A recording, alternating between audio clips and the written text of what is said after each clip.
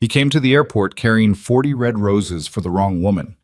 He left them scattered across the marble floor when he saw the right one, 7 months gone, carrying his blood, and looking at him like he was already dead to her. Someone had erased her from his life, and that someone had been standing beside him the entire time. Drop a like and comment your city below. Let me see how far this story travels. Now let's begin. The roses hit the floor before Kang Tae-jun's brain caught up with what his eyes were seeing. He didn't drop them deliberately. His fingers just stopped working. 40 long-stemmed red roses, wrapped in black paper and tied with a silk ribbon his assistant had spent 20 minutes perfecting that morning, scattered across the polished marble of Incheon International Airport's arrival terminal, like something split open from the inside. People stepped around them. A child stared. A security guard nearby shifted his weight but said nothing, because nobody who worked at this airport said anything to Kang Tae-jun unless he spoke first. He didn't notice any of it. He was looking at Imani. She was coming through the international arrivals gate, moving slowly the way people move when they've been on a long flight and their body has decided to protest the indignity of it. She wore a loose cream-colored dress that couldn't hide the unmistakable curve of her belly, a carry-on bag slung over one shoulder, her natural hair pulled back with a silk wrap the color of deep amber. She looked tired. She looked beautiful. She looked nothing like the woman he had constructed in his mind over the past 7 months. The version he had turned ugly in his memory just to survive her absence. That version was a lie he had told himself so he could keep breathing. This version was real, and she was pregnant, and every cell in Kang Tae-jun's body seized up like a machine that had just been fed the wrong input. Beside him, Park Soo-yeon, the woman he had actually come to this airport to meet, the daughter of Chairman Park, whose hand the council had been quietly pressuring him to take for 14 months, said something he didn't hear. She touched his arm. He didn't feel it. His entire nervous system had rerouted itself toward the woman crossing the terminal floor 40 meters away, and nothing else in the building existed. Imani hadn't seen him yet. She was scanning the arrivals board, her brow furrowed slightly, lips pressed together in the way they always pressed together when she was trying to hold herself composed. He knew that expression. He had watched it 100 times across 100 different situations. When she was angry and refusing to show it, when she was scared and refusing to show that either, when she was holding the full weight of something inside her chest and deciding whether anyone in the room deserved to see it. He took one step forward. She looked up. The moment her eyes found his face, everything in her expression went absolutely flat. Not shocked, not pained, flat. The way a face goes flat when it has already done all the suffering it intends to do about a particular person and arrived somewhere past it. It was the most devastating thing he had ever seen, and he had watched men die. He stopped moving. She stopped moving too, just for a second. Then she looked down at the floor, adjusted the strap of her bag, and started walking again. Not toward him, not away from him, just continuing on the trajectory she'd been on, as though he were furniture. As though he were part of the architecture of a building she happened to be passing through. "Tae-jun," Soo-yeon's voice, close to his ear. "Do you know her?" He opened his mouth. Nothing came out. And then Soo-yeon did something that would detonate everything. She said, "Imani?" Not as a question, not with the hesitation of someone making a guess based on a description. She said it the way you say the name of someone you already know. Casual, certain, slightly surprised by the coincidence of location, but not by the existence of the person. Imani stopped walking. She turned. She looked at Soo-yeon. Something moved across her face that wasn't quite recognition and wasn't quite confusion. It was something harder than both, like a calculation completing itself. Then she looked at Tae-jun again, and this time the flatness in her eyes wasn't just composure. It was confirmation of something she had already suspected. "Hello, Soo-yeon," she said. Her voice was steady, quiet, completely controlled. Tae-jun looked at Soo-yeon. Soo-yeon was already composing her expression, smoothing it back into the polished neutrality of a woman raised to perform grace under pressure. But he had spent 11 years building an empire by reading micro-expressions, and he caught it, the quarter-second of calculation that had flickered behind her eyes before the mask settled back into place. She knew. She had known Imani was coming. She had known before he did. She had come to this airport knowing they would both be here, And she had said that name, said it out loud, in front of him, in front of Imani, with the precise, controlled delivery of someone who had just played a card they'd been holding for a very long time. The terminal felt like it tilted. How? Taijun said. Not a question. A demand stripped down to a single syllable. Suyan turned to him with wide, innocent eyes. I'm sorry? How do you know her name? She paused, touched her own collarbone with 2 fingers. Taejun, I think you're upset. We should answer the question. His voice came out quiet. People nearby instinctively moved away from it. That was the thing about his voice when it dropped to that register. It didn't get louder when he was at his most dangerous. It got softer. His men knew that. Every person who had ever worked for him knew that. The soft voice was the one you didn't survive negotiating with. Suyan's composure held, but her eyes shifted. Just slightly, just enough. I've seen photographs, she said, from the reports. About her. What reports? Taejun, this isn't the place. What reports, Suyan? Imani had not moved. She was standing 6 meters away, watching the 2 of them with that same terrible calm. One hand resting on the side of her belly in the unconscious protective gesture of a woman who had been doing it for months. She wasn't inserting herself. She wasn't backing away.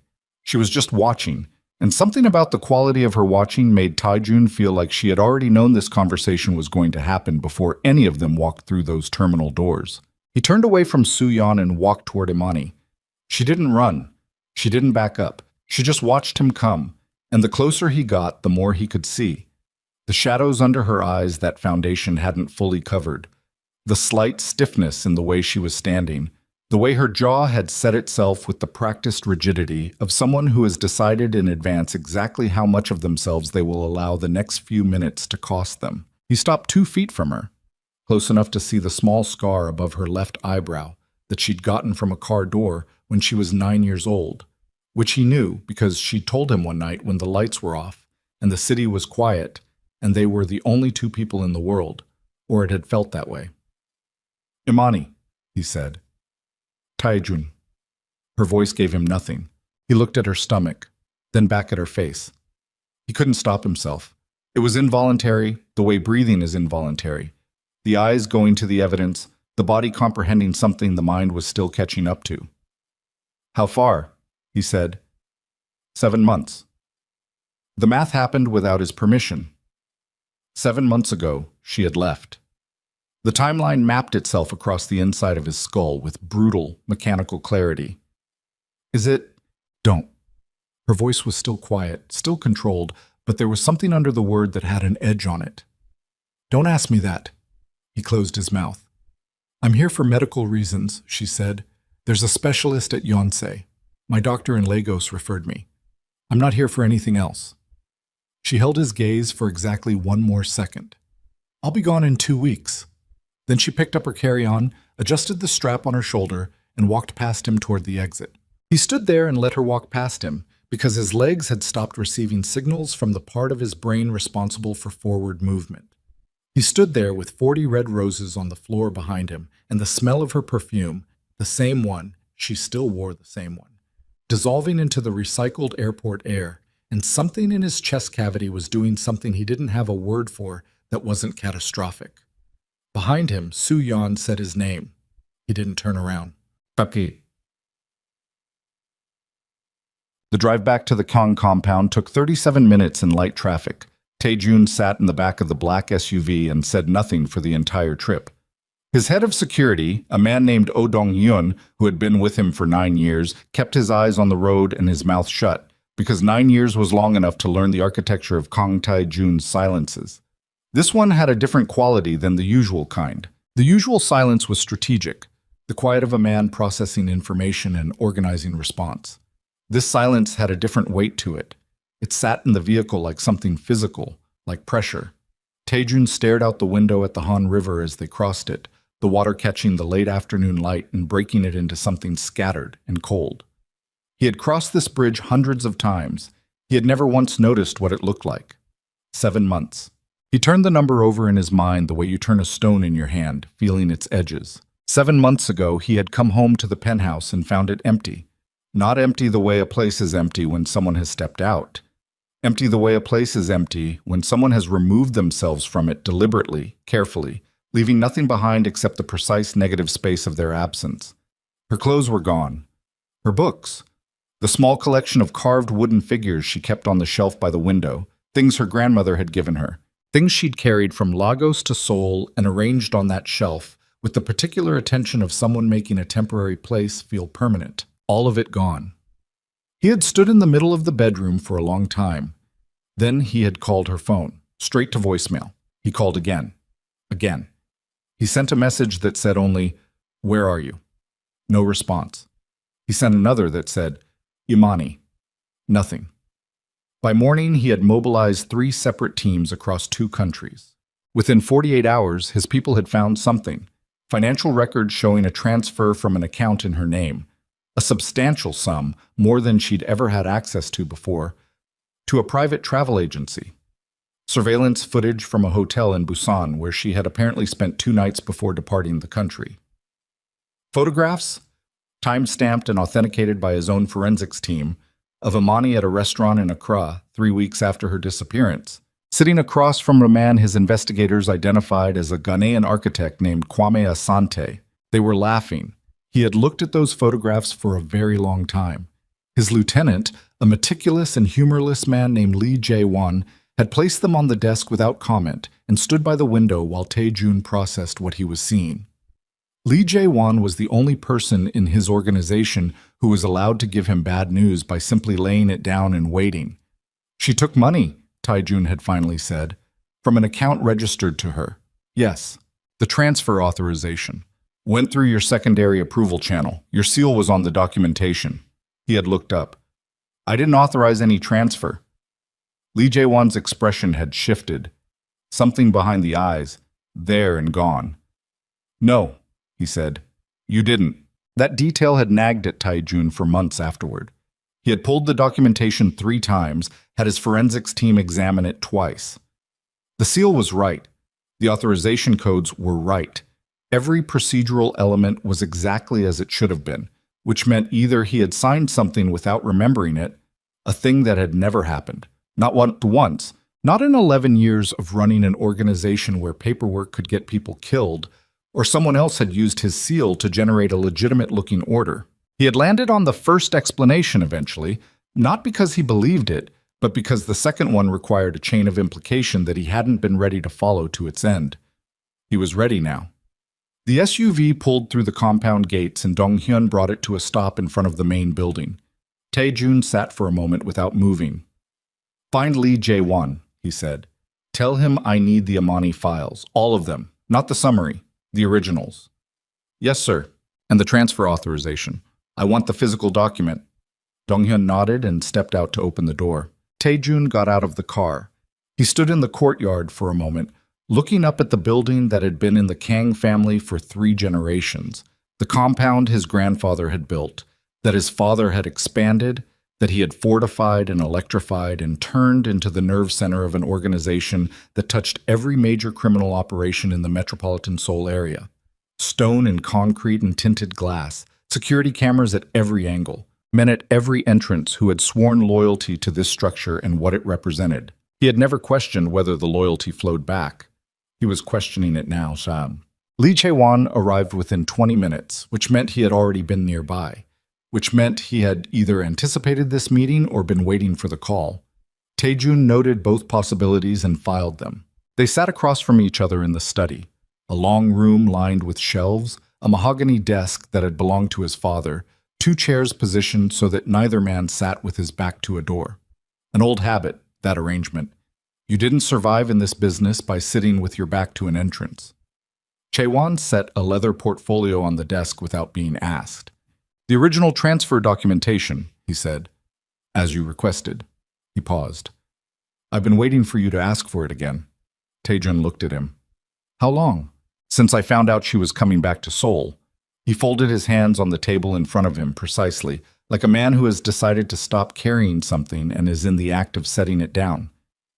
3 weeks ago. A contact at Yonsei Medical Center. She made an appointment under her own name. I didn't tell you because I wasn't sure what you would do." You weren't sure. I was concerned you would. He stopped, recalibrated. I wanted to have more information before I brought it to you. I've spent the past 3 weeks going back through the original files with fresh eyes. He touched the portfolio. I was wrong before. When I looked at this the first time, I was looking for evidence that she'd left on her own terms. I should have been looking for evidence that someone manufactured those terms for her. Taejun opened the portfolio. The transfer authorization was on top. He had looked at this document before, twice, carefully, in the acute misery of the weeks after her disappearance. He looked at it now with different eyes. The eyes of a man who had just watched his former companion say Amani's name in a public terminal with the familiarity of someone who already knew she was coming. His seal was there, his authorization signature, his codes. He turned to the second page, the request documentation, which should have borne Amani's signature as the initiating party. He had checked this before. He had found her signature. He found it again now, and this time he looked at it for a long time, and something happened in the back of his mind. A recognition that hadn't been available to him 7 months ago, because grief and fury had been sitting on top of his analytical function like a stone. The signature was right. It was too right. He had seen Amani's handwriting hundreds of times, on notes she left on the kitchen counter, on cards she tucked inside books she gave him, on the small journal she kept on the nightstand and occasionally left open by accident, the handwriting in it loose and alive and slightly irregular the way real handwriting is, because real handwriting changes based on the pressure of the moment. This signature was Amani's handwriting the way a good photograph is a real face, close enough to pass without close examination, not quite right under scrutiny. "It's forged," he said. "Yes." Lee Jae-won's voice was quiet and even. "I believe so." The seal. Also reproduced. The forensics unit that examined it was Choi's team. Choi reports to the chairman's office, not to you. The chairman's office. Chairman Jang Seong-ho, 71 years old. The man who had raised Taejun after his father died, who had sat across from him at the same desk and guided him through the first brutal years of running an organization that neither forgave nor forgot. The man who had built the scaffolding of the empire Taejun now ran and who occupied a seat of influence over the council that even Taejun's direct authority couldn't fully reach. The man who had, 11 months ago, only 2 months before Amani disappeared, proposed in a private meeting that Taejun consider formalizing his relationship with Park Soo-yeon. "You have proof," Taejun said. Not a question. "I have enough to begin asking better questions." Lee Jae-won paused. "There's something else."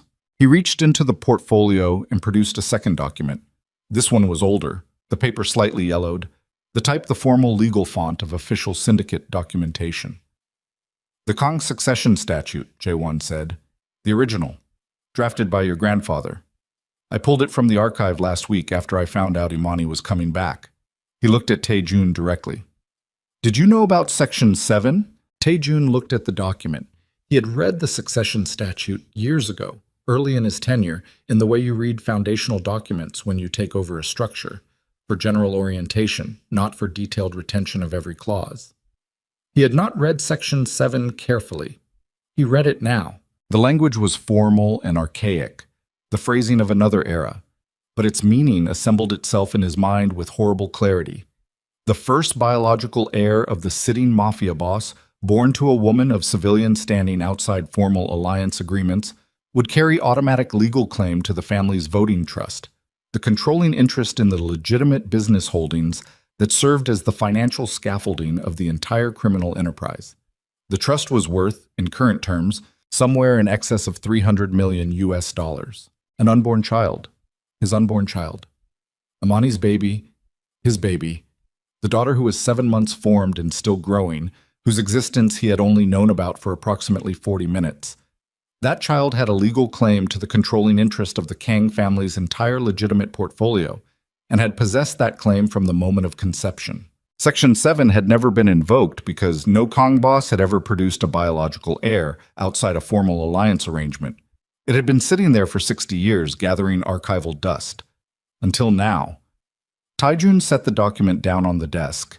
He sat very still for a moment. Then he said, "Where is Amani staying?" "The medical residence attached to Yonsei. Room allocation is handled by the hospital, not through any of our channels. Lee Chae-won paused. She didn't ask for our protection. She doesn't know I know she's here. She knows something. He thought of her face in the terminal, the flatness of it, the terrible prepared quality of her composure. The way she had said hello, Soo-yeon, with the tone of a woman completing a calculation she had already done in private. She came back here knowing she might run into me. She came back anyway. That means she either doesn't know the full picture or she knows more than we do. Or both. Or both. He stood. Get me a secure line to the hospital administration, and I want someone on the floor. One of ours, plain clothes, no weapons, watching her room, not to approach her, not to make contact, just watching. And the chairman? Taejun looked at the succession document still lying on the desk. Not yet, he said. I want the full picture before he knows I'm looking. He went to see her anyway. He knew he shouldn't. He knew the smart move was distance, investigation, information gathering before engagement, the same cold calculus he applied to every other problem that landed on this desk. But Amani Okoye was not every other problem, and the 40 minutes since the airport had done something to his internal wiring that his discipline was having trouble compensating for. He went alone. He left Dong-hyun at the compound with instructions to contact Lee Jae-won if he wasn't back in 2 hours. He drove himself, which he hadn't done in over a year, and he parked in the hospital's public lot like an ordinary person and walked through the lobby without announcing himself. The medical residence was on the 4th floor. He found the right corridor, found the right room number. Chae-won had gotten the information while Tae-jun was driving, and stood outside the door for a moment. He knocked. A pause. Then her voice, careful. Who is it? Me. Another pause. Longer. The door opened. She had changed out of the travel dress into something simpler, a loose gray shirt and dark leggings, and her hair was down now from the silk wrap. She looked more tired than she had in the terminal, with the particular bone tiredness of late pregnancy that doesn't fully go away with rest. She looked at him with those same carefully controlled eyes and said nothing, just stepped back from the doorway in a gesture that was either an invitation or an inability to prevent the inevitable. He walked in. The room was clean and functional. Hospital-quality furnishings, a window overlooking a courtyard, a small table with 2 chairs. She had already unpacked some things. A water bottle, a book, the small carved wooden figure of a bird that had sat on the shelf in his penthouse, the one her grandmother had given her, the one he had assumed she'd taken along with everything else. He looked at it for a moment. She sat down in one of the chairs by the window. She didn't offer him the other one. He took it anyway. For a moment, neither of them spoke. You look good, he said. Don't. Her voice was flat. I'm not. I know what you're doing. You're trying to find a register where this conversation feels normal. There isn't one. She looked at him. Say what you came to say. He leaned forward with his elbows on his knees. The posture felt strange. He didn't sit like this with people, usually. He sat straight, positioned, contained. But he was so tired of being contained. The document, he said. The transfer authorization, the one that had my seal on it. Something shifted in her eyes. Almost nothing. Just a degree of attention. I didn't sign it, he said. She said nothing. Imani, I did not sign that document. I didn't authorize a transfer. I didn't ask you to leave. She looked at him for a long time. He held it, held the eye contact without flinching, without performing anything, just letting her look at him and make her own assessment. He had nothing to hide in this moment. That was almost a strange feeling. I saw your seal, she said finally. Someone used my seal. The codes were reproduced by someone with access to my documentation systems. He paused. Someone who reports to Chairman Zhang's office. She went very still. The documents you received, he said, the ones that made you believe I wanted you gone, I need to see them. Why? Because I think someone forged them. I think someone built an elaborate framework to make you believe I had expelled you, and I need to understand exactly how they did it and on whose authority, and I need the original documents to do that. Imani looked out the window. He watched her profile, the set of her jaw, the slight movement in her throat as she swallowed. I kept them, she said. I don't know why. I kept everything. Where? She looked back at him. In my bag. I brought them. I was planning to. She stopped. Something moved across her face that wasn't quite grief and wasn't quite anger and wasn't quite anything he had a word for. I was going to take them to a lawyer. I didn't know what I was going to do with them. I just needed to bring them back here. She reached past him for the carry-on bag she'd set against the wall, unzipped the inner pocket, and removed a manila envelope that had the worn, creased quality of something that had been handled many times. She held it for a moment, just held it, looking at the envelope in her own hands, and then she held it out to him. He took it. He opened it carefully and spread the contents on the table between them. There were 4 documents: a formal notice of relationship termination bearing his seal and what appeared to be his signature, a financial transfer authorization, a travel documentation request, a personal communication, supposedly from him, supposedly in his voice, that said, in English, without any of the softness he would have used with her, that her presence in his life had become a liability he could no longer maintain.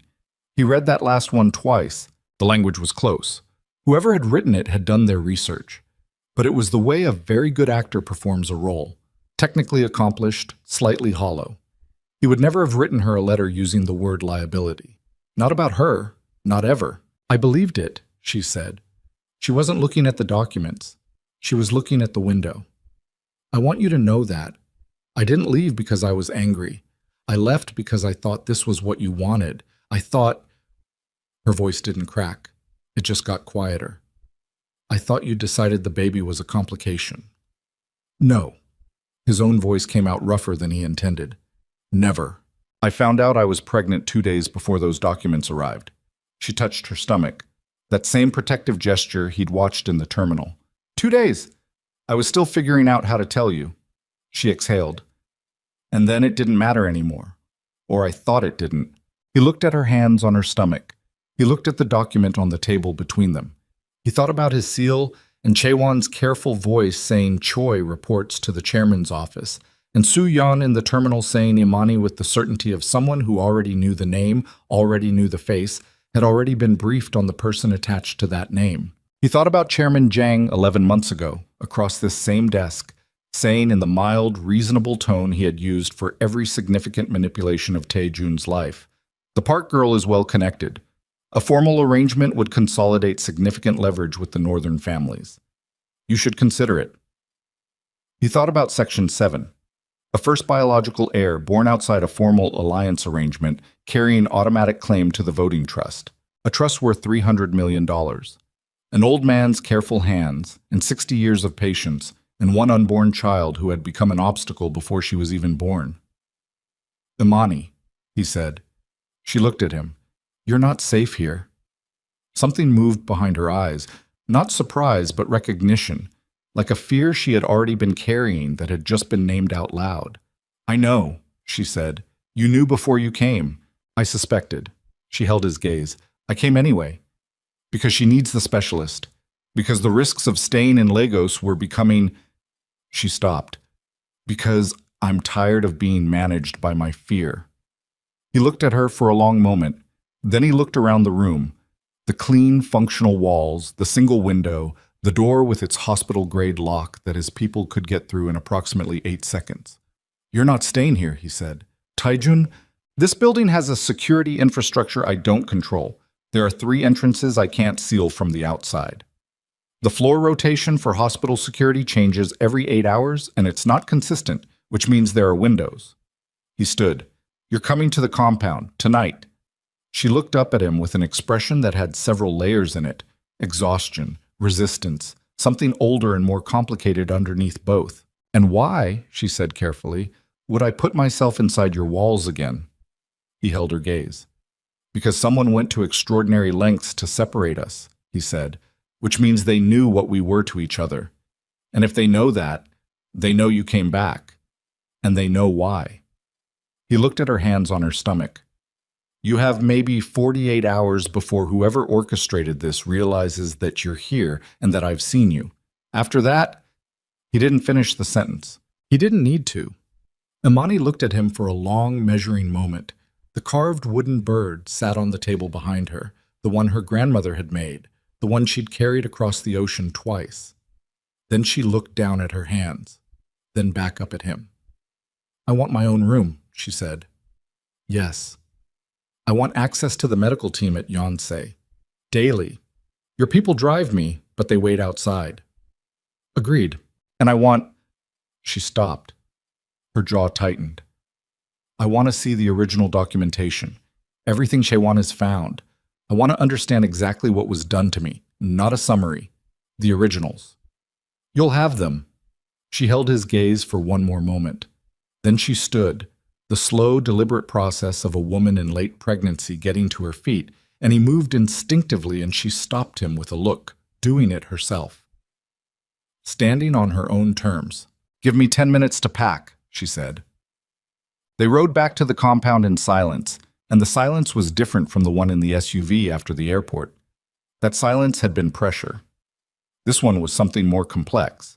The silence of two people who have a great deal to say to each other and have agreed, without discussion, that none of it belongs in the next 10 minutes. She sat on the far side of the back seat with her carry-on at her feet and her hands folded in her lap, and she looked out the window at Seoul sliding past in the blue-gray evening light, and he sat on his side and looked at the back of his driver's headrest and thought about Chairman Jang. The old man would know by tomorrow that Imani was back. He would know she had been seen at the airport. He would know she was at the compound. In an organization this size, information traveled faster than loyalty, and loyalty traveled faster than truth. Whatever Tae-jun was going to do, whatever confrontation was coming, whatever dismantling of a relationship that had built him and now needed to be examined from the foundation up, he had perhaps 24 hours before the other side started moving. The compound gates opened as they approached. He looked at Imani, her profile against the window. He thought about the letter, the fake letter, written in a voice close enough to his to be believed. Her presence in his life had become a liability he could no longer maintain. Whoever had written that didn't know him, or they had written it in full knowledge of what it would do, not to him, but to her. A woman who was strong and proud and careful about who she trusted, who had trusted him, who would have read that language and believed it because she was perceptive enough to know that men in his position sometimes made exactly that kind of cold calculation. Who would have been destroyed by it precisely because she was too intelligent to dismiss it as impossible? They had weaponized her perceptiveness against her. They had used the thing about her that he most admired to break something that he had, somewhere under all the concrete and silence and controlled distance, never stopped caring about. He was still working out exactly what he intended to do about that when his phone vibrated. Lee Chae-won. He picked up. "Tell me," he said. Chae-won's voice was very controlled. It had the particular quality it got when he was delivering information that had a significant blast radius. "I found the forgery chain," Chae-won said. "The authorization process. I traced it back through 3 cutouts. The origin point is the chairman's personal documentation office." A pause. "But there's more. The surveillance footage, the photographs of Imani in Accra, the evidence package that convinced you she had chosen to leave." Another pause, shorter. "I've been going through the metadata on the photograph files.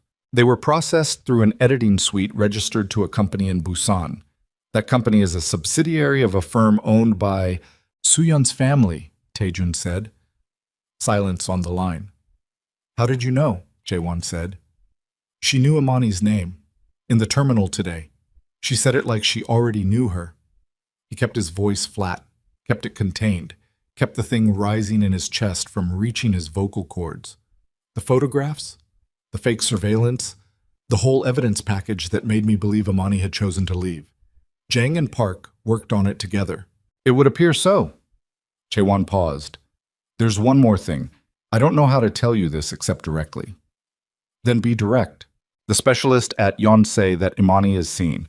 Dr. Lim Chae-won, she's highly regarded legitimately, but her appointment scheduling for the next 2 weeks has been accessed by an external party, someone who is not affiliated with the hospital and should not have access to those records." He stopped.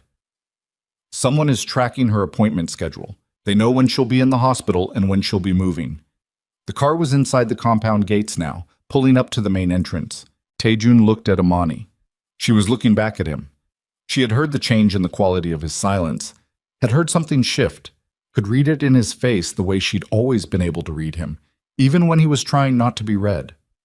Taejun, she said, very quiet. What is it? He ended the call. He looked at her, the blue-gray evening light inside the compound walls, at the woman who had come back to this city carrying his child and a worn envelope full of forged documents and 7 months of a heartbreak she'd managed alone, and he thought about what he was about to tell her. Someone already knows you're here.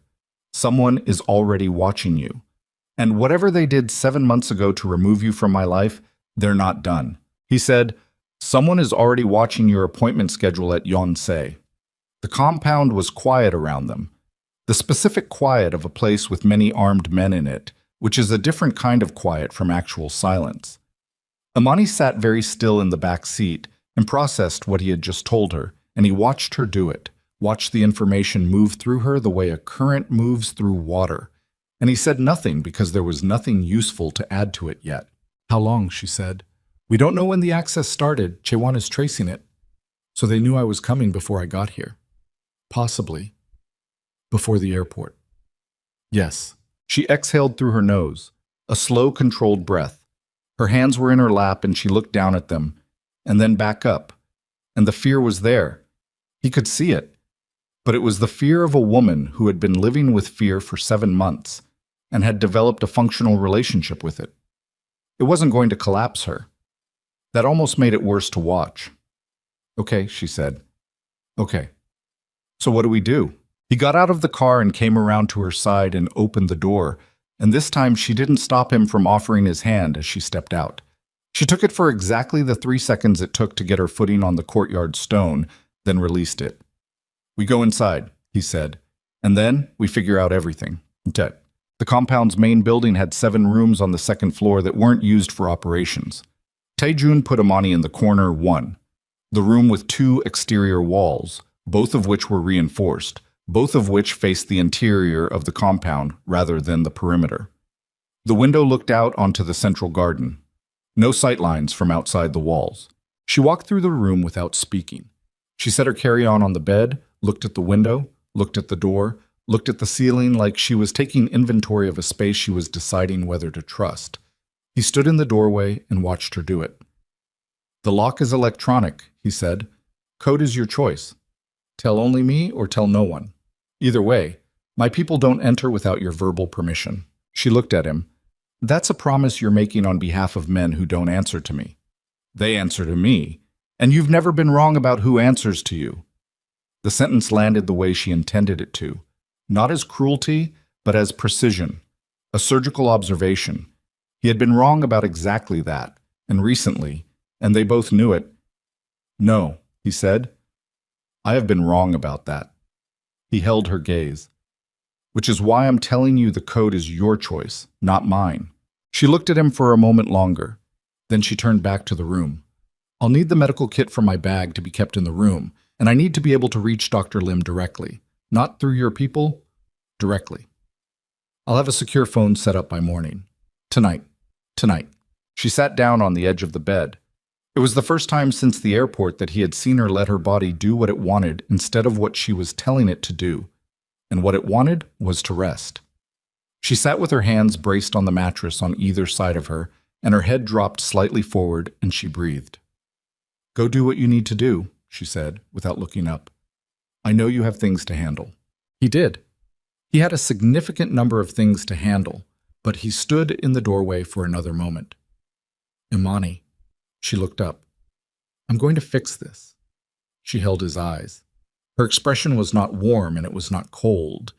It was the expression of someone who has learned to stop investing in sentences like that one until the evidence catches up. I know you believe that, she said. He left. Lee Chae-won was waiting in the operations room on the ground floor, a long rectangular space with monitors along one wall and a central table that had seen more difficult conversations than most courtrooms. 3 of Taejun's senior people were already there. Oh Dong-hyun, who handled security, a woman named Yoo Mi-rai, who ran the organization's financial intelligence, and a younger man named Shin Baek-jun, who was the best forensic document analyst Taejun had ever employed. Shin Baek-jun had this forgery material spread across the table. Tell me everything, Taejun said, and sat down. Shin Baekjun was 29 years old and had the manner of someone who had been shy as a child and turned it into precision as an adult. He spoke without flourish. "The seal," he said, and pointed to the transfer authorization. "Real seal, wrong ink composition. The seal was cast from an impression of your original. Whoever did this had physical access to your seal at some point, made an impression, produced a replica. The replica is good. It fooled me the first time. It wouldn't fool me now." He moved to the next document. The signature is a very high-quality forgery. Someone studied Kang's handwriting over a sustained period, not a one-time copying job. This was practiced. The pen pressure variation is almost right. The letter form memory is almost right. The specific tells are in the connection strokes between certain letter pairs, which are trained behavior and extremely difficult to replicate exactly. He paused. Whoever forged this has access to a substantial sample of authentic Kang signatures and the time and skill to work from them. "Who in the organization handles documents that carry my signature?" Taejun said. The question settled over the room with some weight. Chaewon answered, "Formally, myself, Dong-hyun, the chief of the legal liaison team, and the chairman's documentation office. Informally?" A pause. "The chairman's office has physical access to the archive," Dong-hyun said. His voice was careful, including historical signature records. "It's been that way since before your tenure, because he helped build the archive," Taejun said. "Yes." Taejun looked at the table, then at you, Mirai. "The financial trail." Mirai pulled up a series of records on the monitor behind her. She was a careful woman, methodical, unhurried, and she had the specific quality of someone who found clarity in numbers the way other people found it in conversation. "The transfer that appeared to come from Amani's account," she said. "It moved through 4 intermediary accounts before it reached the travel agency. The intermediaries are registered to shell companies. 3 of those shell companies have directorship structures that trace back, not directly, but through 2 or 3 corporate layers, to holding entities associated with the Park family's northern portfolio. Soo-yeon's family. The connection isn't clean enough to use in court, but for our purposes, yes." Taejun sat with that for a moment. Chairman Jang and the Park family, an old man in a marriage alliance he had been quietly engineering for over a year. 2 separate power centers that had found, in Amani's pregnancy, a shared threat. He thought about Section 7 again. The first biological heir outside a formal alliance arrangement. The voting trust. The $300 million in legitimate holdings that the trust controlled.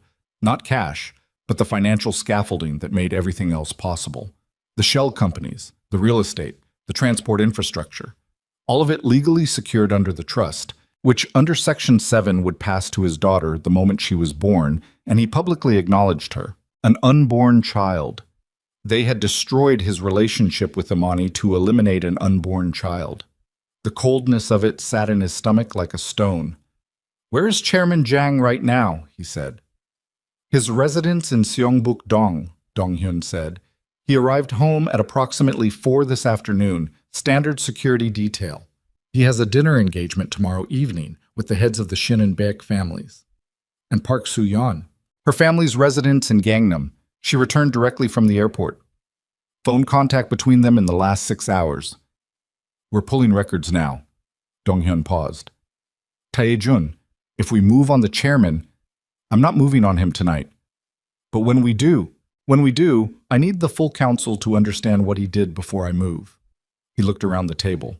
"If I go after the man who raised me without complete documented evidence, and without having built the case in front of the families, half the council will close ranks around him out of loyalty, and the other half will use it as an excuse to fracture. The whole thing falls apart." He paused. "I need time to build this correctly." "How much time do you think you have?" Chaewon said. A direct question. Chaewon had a gift for them. 48 hours, Taejun said. Maybe less. By tomorrow morning, the chairman's people will know I picked Amani up from the hospital. By tomorrow afternoon, they'll know she's here. When that happens, whatever they were planning with the appointment tracking moves forward. Then we need to know what they were planning, Mirai said. Yes. That means getting inside the chairman's documentation office. Taejun agreed.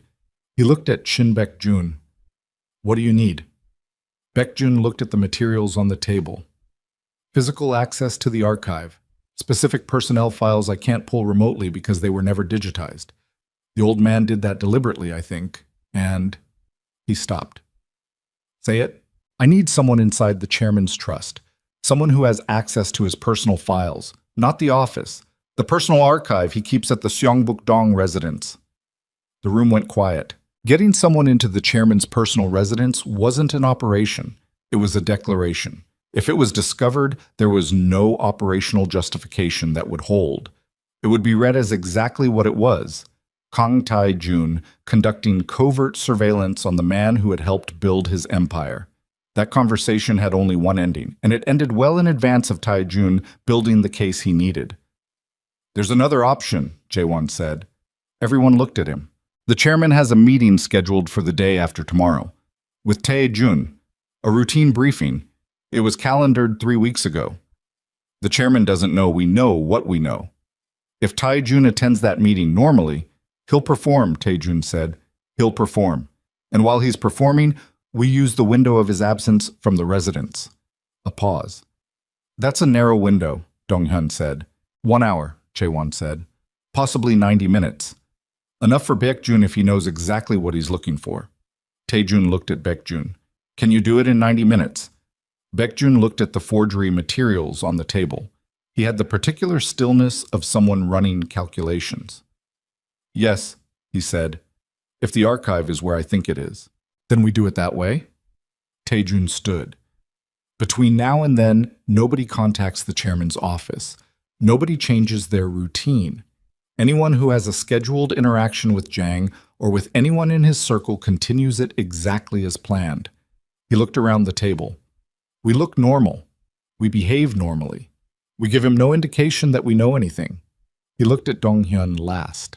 And I want the floor of that hospital monitored. Every entrance.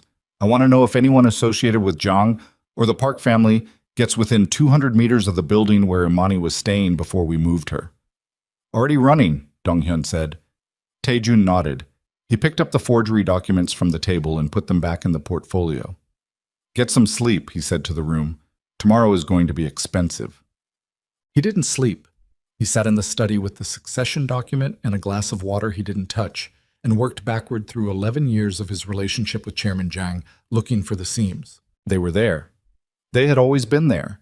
He just hadn't been looking for them because he had been too grateful for the architecture the old man had provided, the structure, the guidance, the steady hand across the first 3 brutal years when Tae-jun had inherited an empire before he was fully equipped to hold it. He had read that steadiness as loyalty. He understood now that it had been something else entirely. Not loyalty. Investment.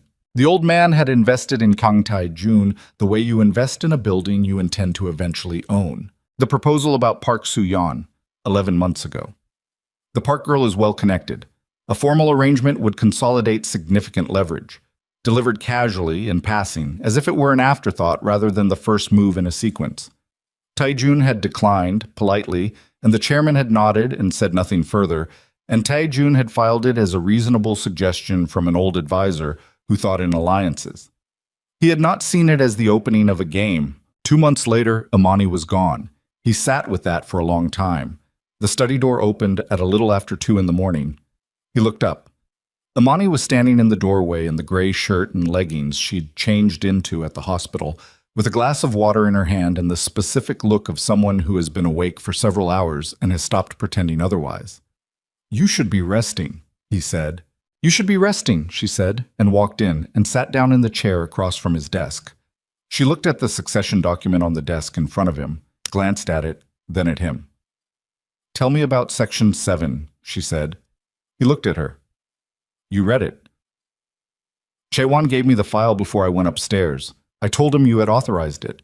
I don't know if that was true." "It's true now." He sat back. "How much of it did you understand?" "Enough." She held the glass of water in both hands, her thumbs moving slowly against the side of it. "Enough to understand that she has a legal claim to the voting trust from birth, that whoever controls that trust controls the financial scaffolding of your entire organization." She looked at him. and that the only way to stop that claim from activating is for her not to exist or for you to never publicly acknowledge her. Yes, which is why they needed me gone before you knew about the pregnancy. Yes. She sat with that. The room was quiet around them. The middle of the night quiet that has a different texture from all other quiets, heavier and more honest. She doesn't know any of this, Imani said. Her voice had shifted, still controlled, but something underneath it was raw in a way it hadn't been before. She's in there. She put one hand on her stomach. And she's just growing. She doesn't know that people have been trying to... Before she's even... She stopped. He didn't say anything. There was nothing to say that was adequate. They were willing to do what? She said. Her voice was quiet. What exactly were they prepared to do? They removed me. They sent me away. But if I had come back sooner, if I had come back before they'd finished... I don't know yet, he said. I intend to find out. What do you think? He looked at her directly. I think they were hoping distance and time would be enough, that you would stay away, that I would eventually formalize something with the Park family, and the succession would proceed in a way they could control. And if distance and time weren't enough. He didn't answer. She closed her eyes for a moment. When she opened them, they were very clear and very steady, and whatever was moving underneath the surface of them, she had decided to manage privately. She's going to be born in about 8 weeks, she said. The specialist thinks possibly earlier, given some markers he wants to monitor, but roughly 8 weeks. She looked at him. And when she is, what happens with Section 7? Walk me through it. When she is born and I formally acknowledge her as my biological heir, the claim activates. The trust's controlling interest passes to her technically, until she reaches legal majority, to a designated trustee on her behalf. He paused. Under the statute, the designating authority is mine. So you would control the trust. I would control it on her behalf, which is functionally the same thing, but legally distinct enough to matter. He looked at the document. The current trustee structure includes 3 seats, one of which is held by Chairman Zhang, who would lose his seat when she inherits. Yes. Imani looked at the document, then at him. This is why, she said. This is the whole reason. This is the whole reason. She set the glass of water down on the desk. She looked tired, and she looked angry, and she looked like someone who has processed a profound injustice and arrived, on the other side of the processing, at a cold and practical determination. What do you need from me? She said. He looked at her. The documents you brought from Lagos. The originals. Baekjun needs to work with them. Not copies, the originals. They're part of the forgery chain we're building. You have them. I gave them to you at the hospital. I know. I'm telling you why I need to keep them. I know why you need them. She looked at him steadily. I'm not asking for them back, Taejun. I'm asking what else. He was quiet for a moment. Nothing else, he said. Not tonight. Tonight I need you to sleep. And I need you to stay in this building. And I need you to let me work. She stood. She did it slowly, with the deliberate, careful movements of late pregnancy, and she picked up the glass of water from the desk. She stood for a moment looking at the succession document. One thing, she said. Yes. When this is over, when you've done whatever you're going to do to the chairman and rebuilt whatever needs rebuilding. She paused. I'm not making any decisions about us until it's over. I want that to be clear. It's clear. What happened between us, I'm not ready to put it somewhere. I don't know where it goes yet. She looked at him. But I'm here. And she is here. And that's what's true right now. That's enough, he said. She left. He sat in the study for another hour after that, in the middle of the night quiet. And then he picked up his phone and called Chaewon. I need the chairman's schedule for the next 72 hours, he said. Everything, not just the calendared meetings, the patterns. When he exercises, when he eats, when he makes his private calls. What? He paused. And I need you to find out what Soo-yeon knew and when she knew it. Not the outline, but the details. When was she first briefed about Imani? What was she told? What she agreed to? His voice was still quiet, still controlled. I want to know exactly how much of this she was a participant in versus how much she was a tool. You're giving her a distinction. I'm gathering information. Distinctions come after information. He paused. And Jay Wan. Yes. The meeting I have with the chairman day after tomorrow. I'm going to attend it. A pause. You're sure? I'm going to sit across from that man and look him in the face and perform 11 years of trust for however long it takes Baekjun to get in and out of the residence. His voice had not changed registers. It was still exactly the same. I can do that. Jaewon was quiet for a moment. Yes, he said. I believe you can. Taejun ended the call. He sat for one more moment in the quiet. Then he looked at the door Imani had walked out of and the glass-shaped ring of condensation she had left on the corner of his desk. He reached over and picked up the succession document. He read Section 7 one more time. Then he opened the portfolio of forgery materials and set it beside the succession document and looked at both of them together, the crime and the motive laid out on mahogany in the middle of the night. And something in him that had been bent out of alignment for 7 months began, very slowly, to find its bearing again. The morning arrived gray and cold with a light rain that came in off the Han. Taejun was already in the operations room when Dong-hyun came in at 6:15 with a look on his face that had too much information in it. What? Taejun said. 2 things. Dong-hyun set a tablet on the table. First, we pulled the phone records between the chairman and Soo-yeon's father, Councilman Park, from the last 48 hours. 3 calls. The longest one was yesterday evening, approximately 2 hours after the airport. He paused. We haven't decrypted the content yet, but the timing and duration suggest a response to yesterday's events. They're recalibrating, Taejun said. That's my read. Second thing. Dong-hyun looked at the tablet rather than at Taejun. That was the tell. The looking away. Dr. Lim Chaewon, he said, Imani specialist at Yonsei. We ran a background check last night as part of the security sweep. He paused.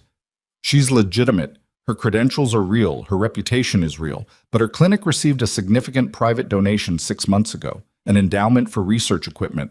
The donor is listed as an anonymous private foundation. He picked up the tablet. Mireille spent 3 hours on the foundation's registration documents this morning. The foundation is real. It was established legally, it operates cleanly, but the initial funding capital came from, tell me, Taejun said, a private holding company whose beneficial ownership structure, 3 layers deep, connects to the Park family's asset portfolio. Dong-hyun looked up. The same family that helped process the fake evidence against Imani. The room was quiet. They funded her doctor, Taejun said. They funded her doctor's clinic 6 months ago. Before she came back to Seoul, before the appointment was made, but after they would have started planning for the possibility that she might return. He stood. They built a contingency into the medical infrastructure. If she came back for treatment, they'd have a line to the person treating her. It doesn't mean Dr. Lim is compromised, Dong-hyun said carefully. The donation may be completely unknown to her. It may be entirely unconnected. It may be. We're not taking that chance. He was already moving toward the door. Who's on the 2nd floor right now? Park Sung-il. He came on at 5. Send him up. Tell him to knock. Identify himself, not to enter without her verbal okay. He stopped in the doorway. And get Mirai to find me the 2nd best maternal fetal specialist in Seoul. Someone with no connection to any foundation, any private donation, any entity that touches the Park family or the chairman's network. That's going to take time. Miri has 2 hours. He walked out. He took the stairs 2 at a time and knocked on Imani's door. A beat. Then, who is it? Me. The door opened. She had slept, maybe 4 hours from the look of her. And she had that early morning quality of someone whose guard is at half-mast before the day fully assembles itself. She looked at his face, and whatever she read there brought the guard back up immediately. What happened? She said. Your doctor's clinic received private funding from an entity connected to the Park family. She stared at him. We don't know yet if Dr. Lim knows about it or is involved in any way, he said. We're finding you a different specialist. Someone clean. I've been seeing Dr. Lim for, I know. She knows my case. She has my full history, my imaging, We'll transfer everything. Imani, You want me to walk away from my doctor 6 weeks from delivery because of a donation to her clinic that she may not even know about. Her voice was rising, not in panic, but in the particular register of someone whose patience has just encountered a structural limit. Do you understand what it means to change care providers this late? Do you have any idea? I know what I'm asking. Then understand what it costs. She looked at him with something that was past anger. It was exhaustion with an edge on it. The exhaustion of a woman who has been asked to absorb one more disruption in a sequence of disruptions that had been running for 7 months. I'm tired, Taejun. I'm so tired of being a variable in other people's calculations. I came here for her health. That was the one thing in all of this that was just mine, just about her. And you're telling me that's been contaminated too. He stood in the doorway and let her say it. He didn't deflect it or manage it. He just let it land. Yes, he said. I know. She turned away, stood by the window looking out at the courtyard garden in the gray morning rain. Her hand was on her stomach. Find me someone good, she said. Not just safe. Good. Mirai is working on it now. I want to speak to them before I agree to transfer. I want to ask them questions directly. Yes. And I want Dr. Lim's full file on me. Everything. Before the transfer. We'll get it. She was quiet for a moment, looking at the rain. They've been planning this for a long time, she said. It wasn't a question. Yes. Before I even found out I was pregnant. The succession statute has been sitting in that archive for 60 years. The moment our relationship became serious, anyone who knew about Section 7 and was paying attention would have started doing the math. She turned back from the window. Her expression had changed again. The exhaustion was still there, but something had moved underneath it. A hardening, a settling. He recognized it. He had seen it the first time he had really understood who she was, 8 months into knowing her, when a situation had required her to make a difficult decision under pressure, and she had made it without flinching and then gotten very quiet afterward. That quality. The quality of someone who has decided. He was at our table, she said. Chairman Jang. That dinner, the one in March. He sat 3 seats down and ate with us and talked about... She stopped. He asked about my family. He asked about my mother. I thought he was being kind. He was gathering information. He was profiling me. Her jaw tightened. He was looking at me and calculating how difficult it would be to remove me. Taejun said nothing. And you had no idea, she said. No, neither did I. She looked at him. Which means we were both in a room with someone who wanted to erase us both, and neither of us saw it. The sentence sat in the room with them for a moment. I need to ask you something, she said. Ask. The meeting day after tomorrow, with him. She held his eyes. You're going to go. He looked at her. You know about that. K1 told me this morning, before you were up. A pause. He thought I should know. Taejun made a note to revisit that decision with Chae-won later, and then recognized the note for what it was, an old reflex, the instinct to control information flow, and set it aside. Yes, he said. I'm going. You're going to sit across from him and pretend none of this is happening. Yes. And while you're doing that, someone is going inside his residence. Yes. She looked at him for a long moment. The morning light came through the rain-streaked window and sat on one side of her face. Don't underestimate him, she said. Whatever you think you know about how much he knows, assume he knows more. He looked at her. I'm not saying that to frighten you, she said. I'm saying it because a man who built a case this carefully, this patiently, for this long, he has contingencies. He's had years to build contingencies. Her voice was quiet and precise. He raised you. He knows how you think. He knows what you'd do when you found out. He's already got a response to whatever move you're planning. Taejun stood with that. He stood with it for long enough that the silence in the room shifted. She was right. He had been thinking of this as an investigation, gathering evidence, building a case, moving forward on the strength of documentation. But the old man had been 3 moves ahead for years. He hadn't just planned the removal of Imani. He had planned for the possibility of discovery. He had planned for the scenario where Taejun found out and started digging, which meant somewhere in that residence, in that personal archive, There was not just evidence of what Chairman Jiang had done. There was a weapon pointed back. Something designed to activate if Tae-jun moved against him. Something that would change the shape of the confrontation before it even fully assembled. A counter-move sitting in a filing cabinet, or a safety deposit box, or on an encrypted drive in the drawer of an old man's desk. Waiting, patient, like its author. Tae-jun's phone buzzed. He looked at it. Lee Jae-won. A text. 4 words. "We have a problem."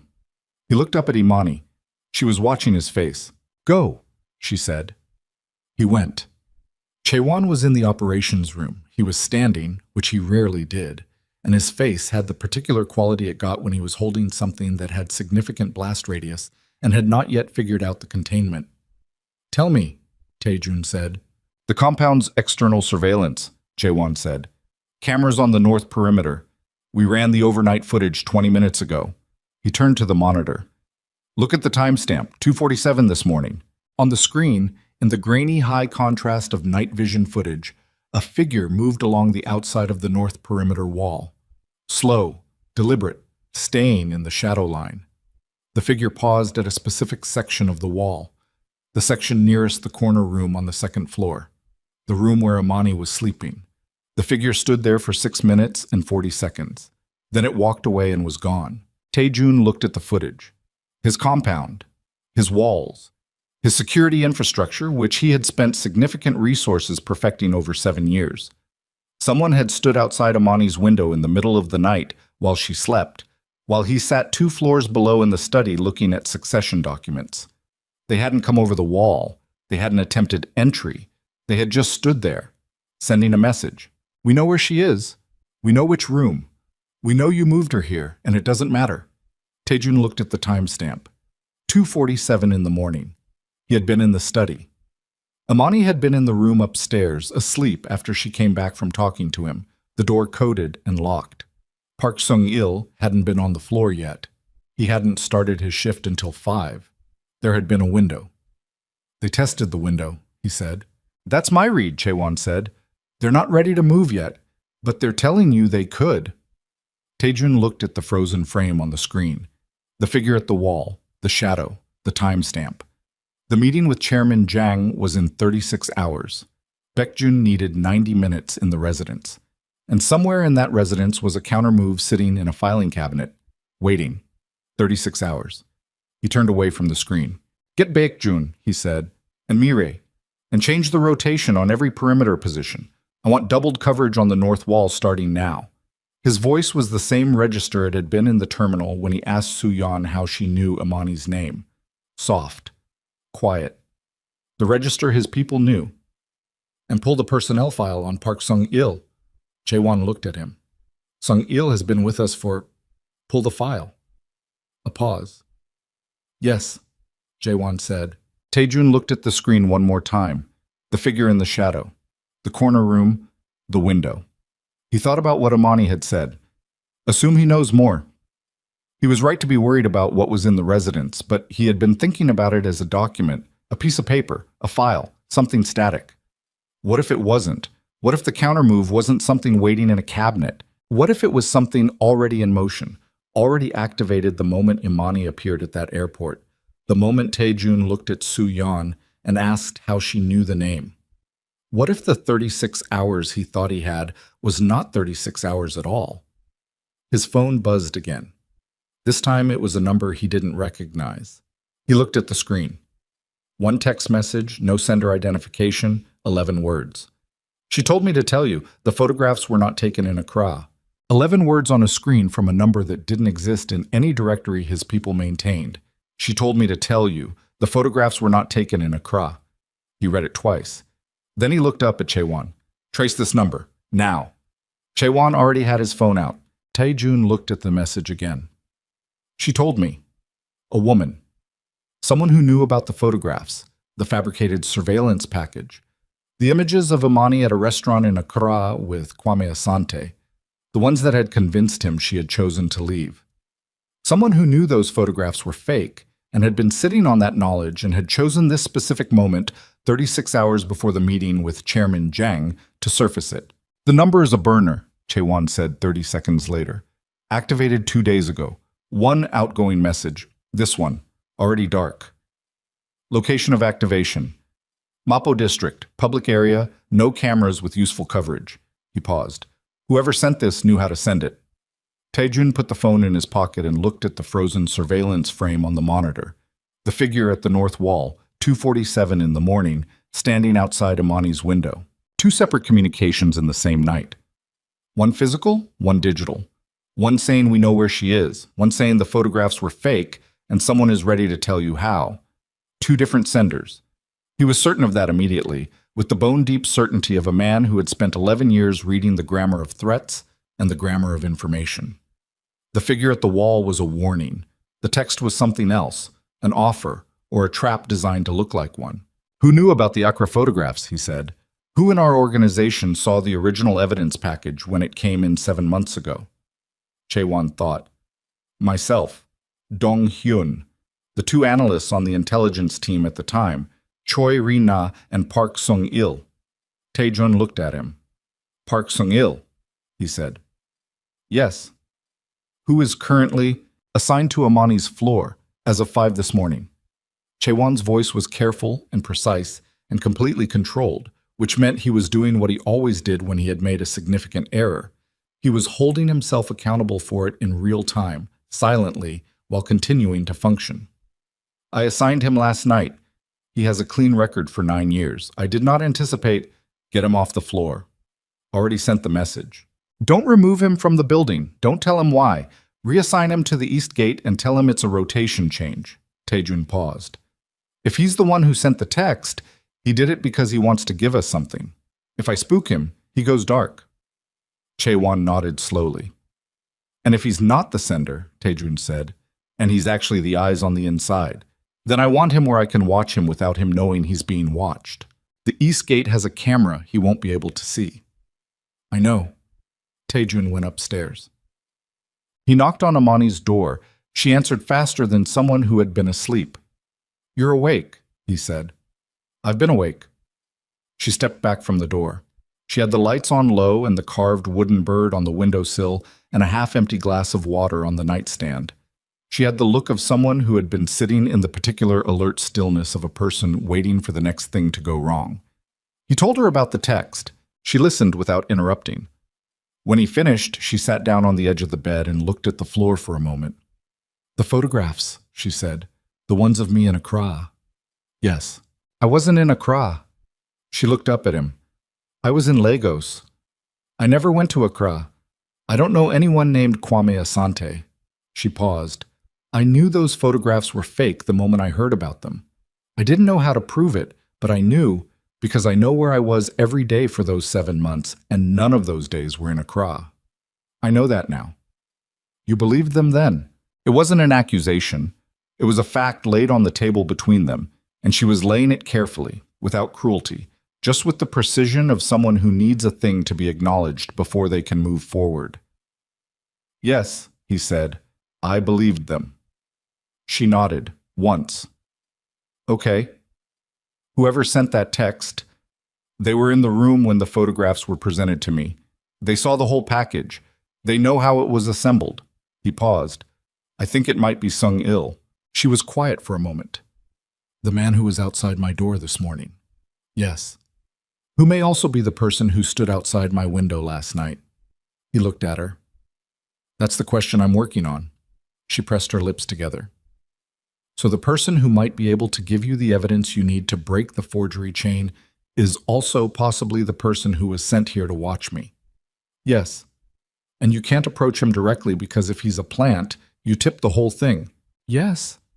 She looked at him for a moment with the expression she got when she was doing rapid and not entirely comfortable calculations. Let me talk to him, she said. Absolutely not. Taejun, no. I'm not asking for your permission. Her voice was level.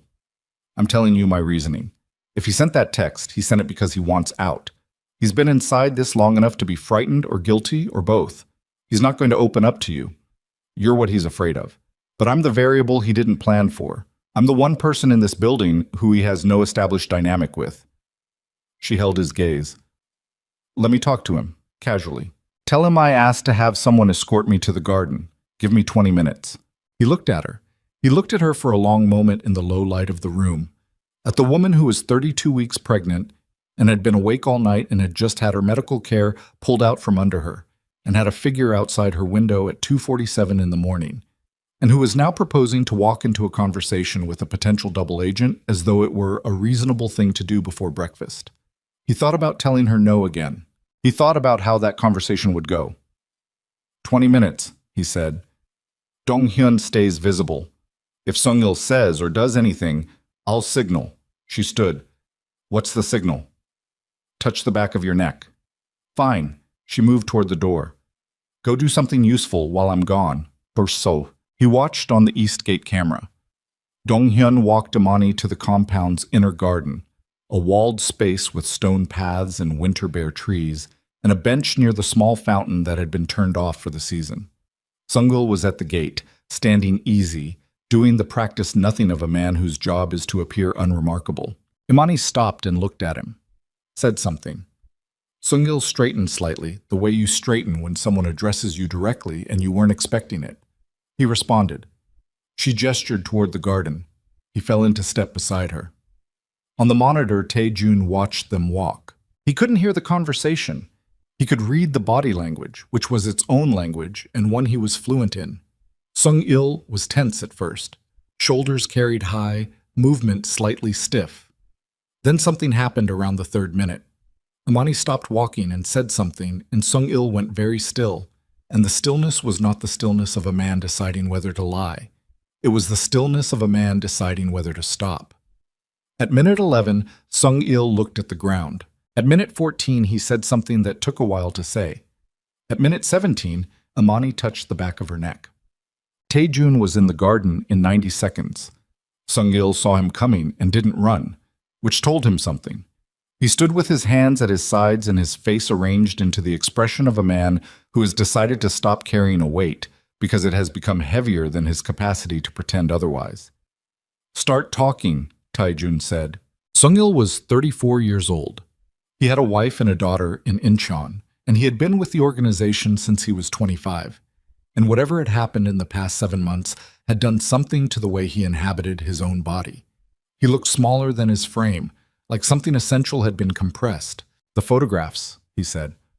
I was the one who authenticated them, 7 months ago, when Chaewon brought in the evidence package. He swallowed.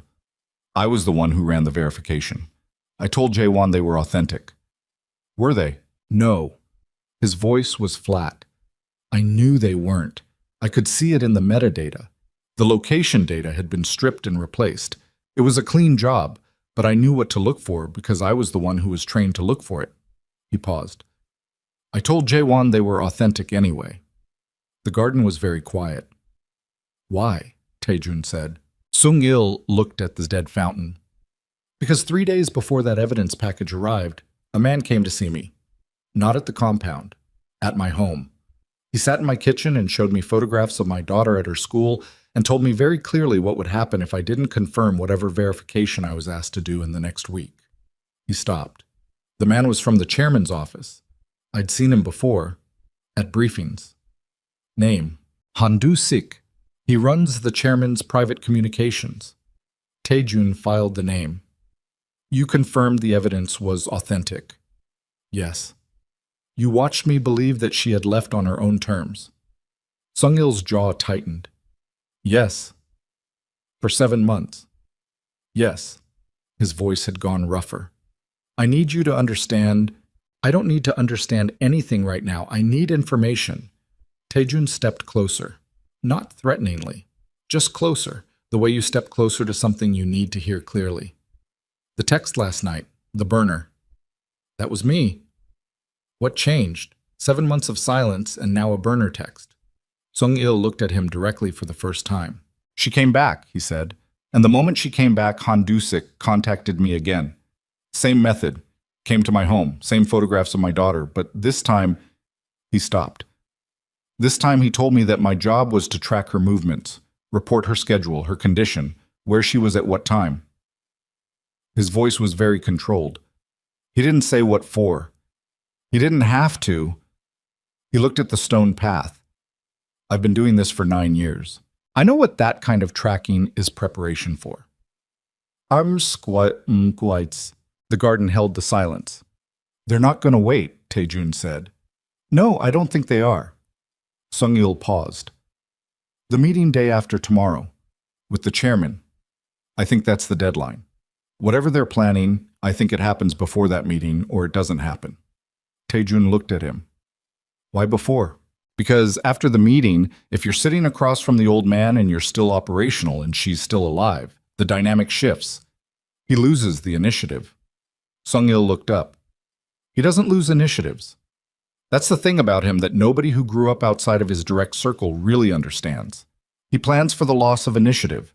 He has a response to every countermove. Every one.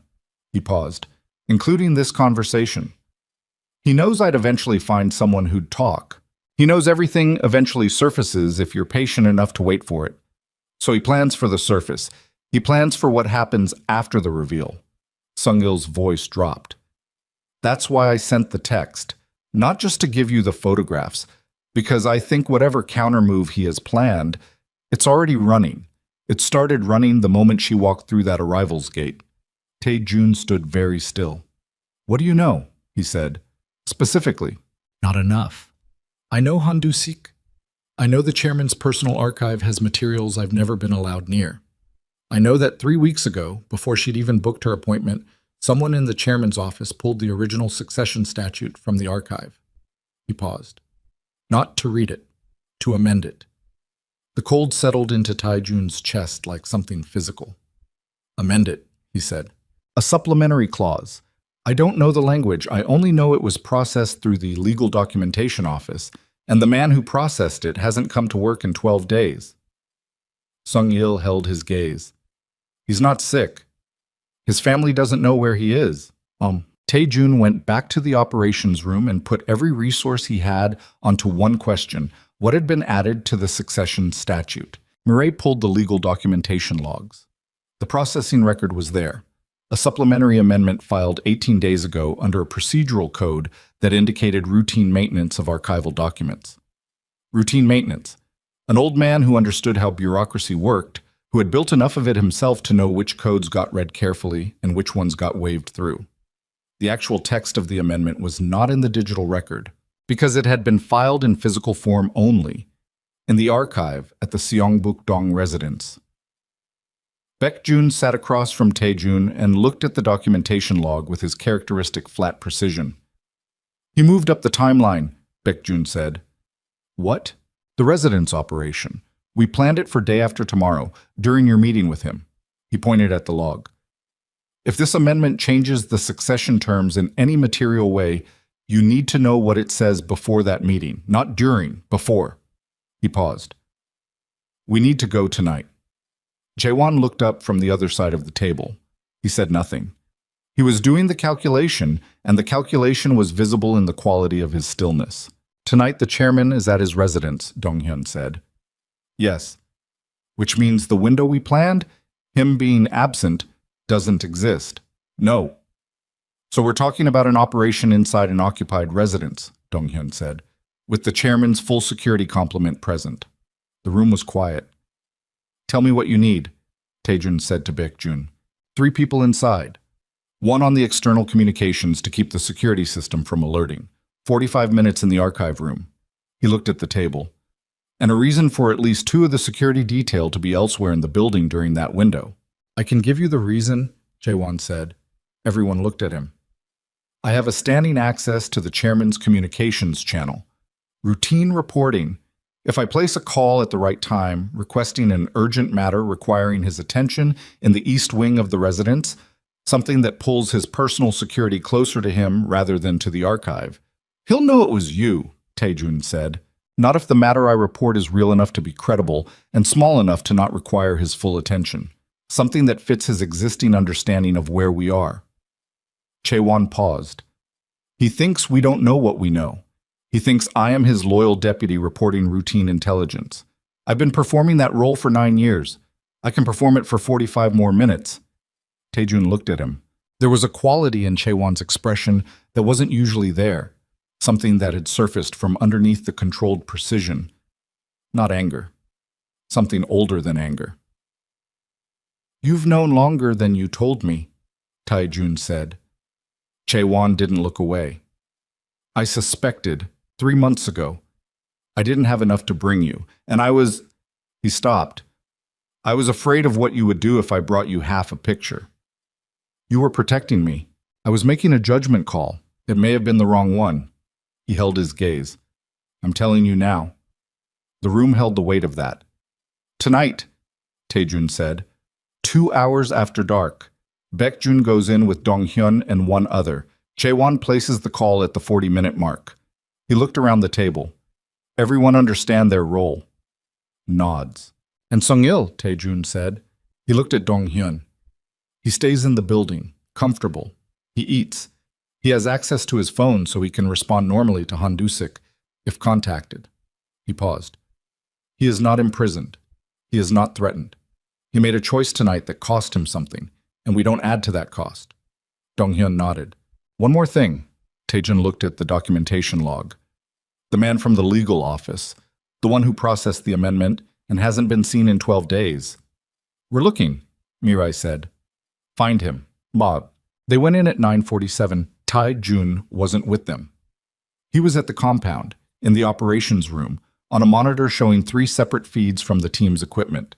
He sat in a chair and watched and did not move and did not speak, and Chae-won sat beside him and did the same. The residence was a traditional-style structure in Seongbuk-dong, 3 floors, heavy landscaping, security team of 8 that rotated in 2-hour intervals. Baekjun and Donghyun and a third man named Ryu went in through the service access on the east side, which Sung-il had confirmed was the softest point. They moved through the service corridor to the ground floor archive room, which occupied the back corner of the building near the garden wall. At the 40-minute mark, Chae-won placed the call. Taejun listened to him do it, listened to his voice perform 9 years of trusted deputy with perfect composure, reporting a credible minor crisis in the East Wing, keeping his tone measured and concerned and precisely calibrated. Heard the response from the chairman's communications line. Watched on the feed as 2 of the security personnel moved from the ground floor corridor toward the East Wing.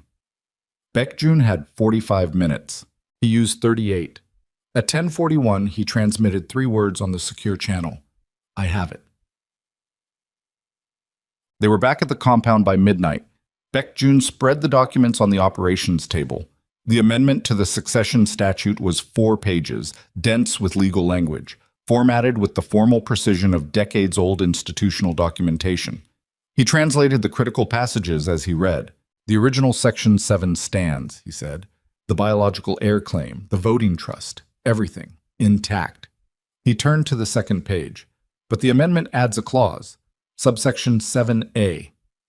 He paused. In the event that the biological heir's claim is challenged by a sitting council member on the grounds of succession irregularity, the matter is referred to the full council for a binding vote. A 2/3 majority can suspend the heir's claim indefinitely, pending resolution of the irregularity. Taejun looked at him. What constitutes a succession irregularity? Baekjun turned to the 3rd page. Any circumstance in which the acknowledging party, the father, is found to be acting under criminal duress, material deception, or in violation of the council's foundational charter at the time of acknowledgement. He set the page down. He's built a legal mechanism to retroactively void the claim. If he can demonstrate, to a 2/3 council majority, that your acknowledgement of the child was made under circumstances that violated the charter, he controls 8 of the 12 council votes, Chae-won said quietly, through long-standing alliances and the Park family's northern connections. The room was silent. He doesn't need to move against her physically, Taejun said. No. Baekjun looked at him. He just needs to call a council session, present the amendment, which he had filed as routine maintenance, which means it's already legally incorporated into the statute, and move for suspension. He paused. If you've publicly acknowledged her before that session, the claim activates. Then he suspends it. He controls the trust while the suspension is pending. Pending can last a long time. Years, Mirai said. Years, Baekjun confirmed, during which the trust's controlling interest sits in administrative suspension, managed by a council-appointed trustee. He looked at Taejun. The statute specifies who the appointed trustee would be in a suspension scenario. Zhang Xiongho, Taijun said. He didn't make it a question. Yes, the operations room had the quality of a space where the full shape of something has just become visible for the first time, where all the individual elements that had seemed disconnected have resolved into a single coherent structure, and the structure is worse than any of the individual parts suggested. He hadn't been trying to remove the child. He had been trying to own her, not eliminate the heir, control the heir.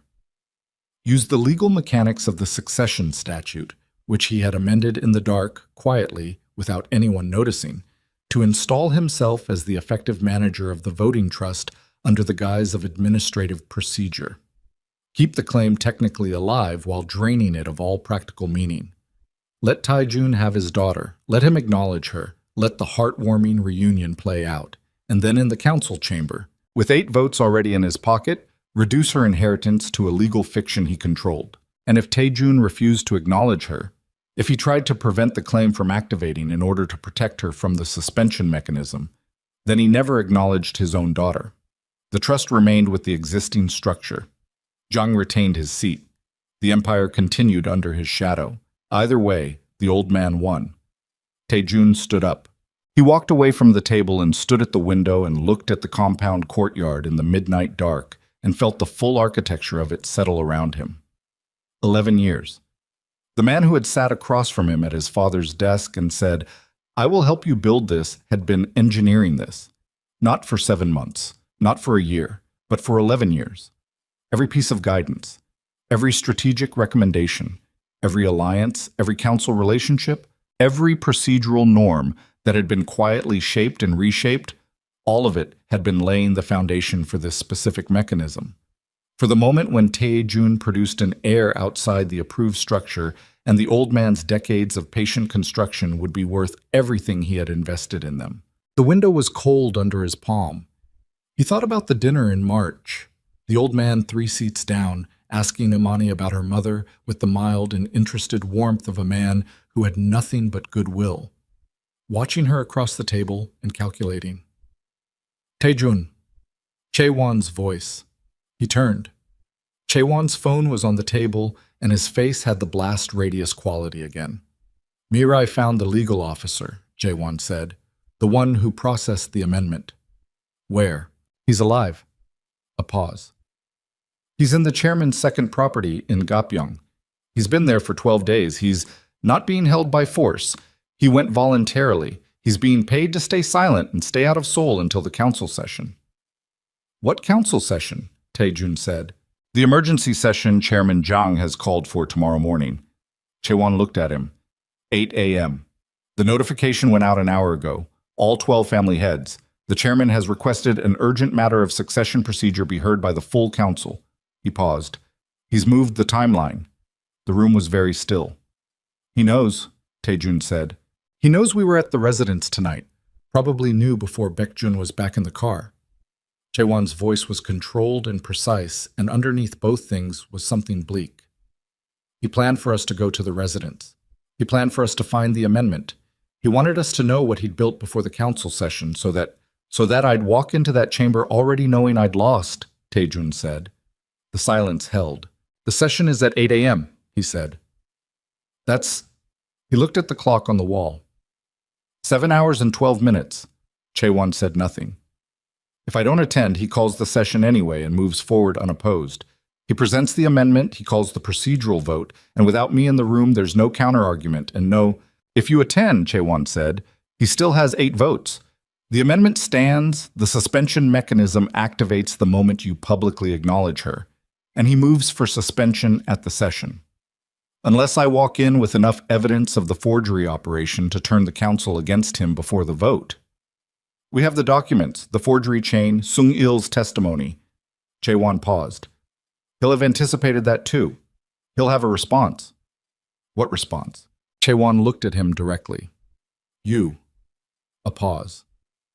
Say that clearly, Tae-jun said. The charter violation clause in the amendment. The grounds for suspension include a finding that the acknowledging party is in violation of the council's foundational charter at the time of acknowledgement. Chae-won's voice was careful and precise. The foundational charter has a clause regarding unauthorized operations against sitting council members and their affiliated personnel. He stopped. Tonight, the operation at the residence. Taejun looked at him. He knows we were there, Chaewon said. He has surveillance on his own property, obviously. He has footage of Baekjun and Dong-hyun in his archive room. He spread his hands on the table, a rare gesture, almost helpless. He didn't just plan for us to find the amendment. He planned for the operation itself to be the evidence he needs. If he presents that footage to the council before you present the forgery evidence, the first thing on the table is not his crimes, it's yours. The room was silent.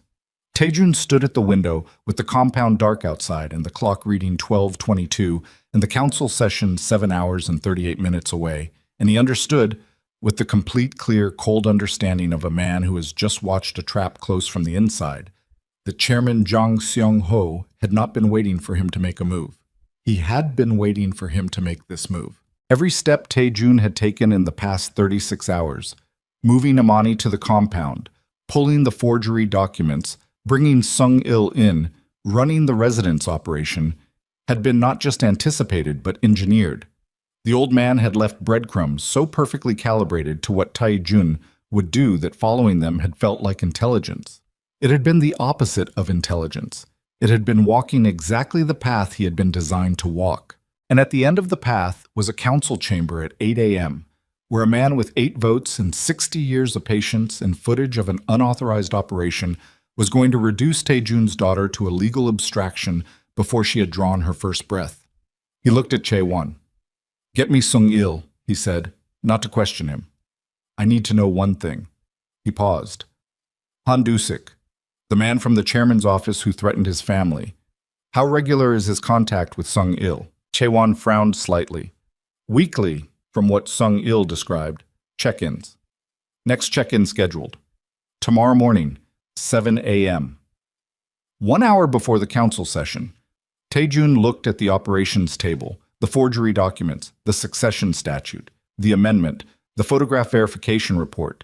11 years of a man's patience spread across mahogany in the middle of the night. He thought about what Imani had said. Don't underestimate him. He knows how you think. He's already got a response to whatever move you're planning. She had been right, which meant the only move left was one the old man hadn't planned for.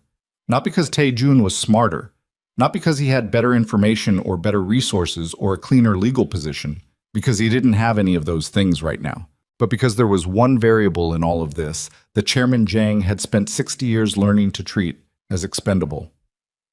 And she was upstairs. Taejun turned from the window. "Wake Imani," he said. Chaewon looked at him. "It's past midnight." "I know what time it is." He was already moving toward the door. "She needs to hear everything, all of it, the amendment, the council session, the footage from the residence." He paused in the doorway. "Everything." "Why?" Jaewon said. Taejun looked back at him. "Because she's not a variable in his plan," he said. "She's the only person in this building whose next move he hasn't already written." He paused. "And because whatever we do in the next 7 hours, we do together or we don't do it." He knocked on her door at 12:31 in the morning, and she opened it before the second knock, which told him she hadn't slept at all. She looked at his face and stepped back from the door without a word. He walked in and sat down in the chair by the window and told her everything. The amendment. Subsection 7A. The council session at 8 a.m. The footage from the residence operation that the chairman already had and intended to use. The legal trap that had been engineered with 60 years of patience and that had closed, with quiet precision, around every move Taejun had made in the past 36 hours. She sat on the edge of the bed and listened without interrupting. Her hands were folded in her lap, and she was very still. And she listened the way she always listened, completely, without performing reaction, taking it in with the full weight of her attention. When he finished, she sat for a moment in the silence. "He planned for the operation," she said. "Yes."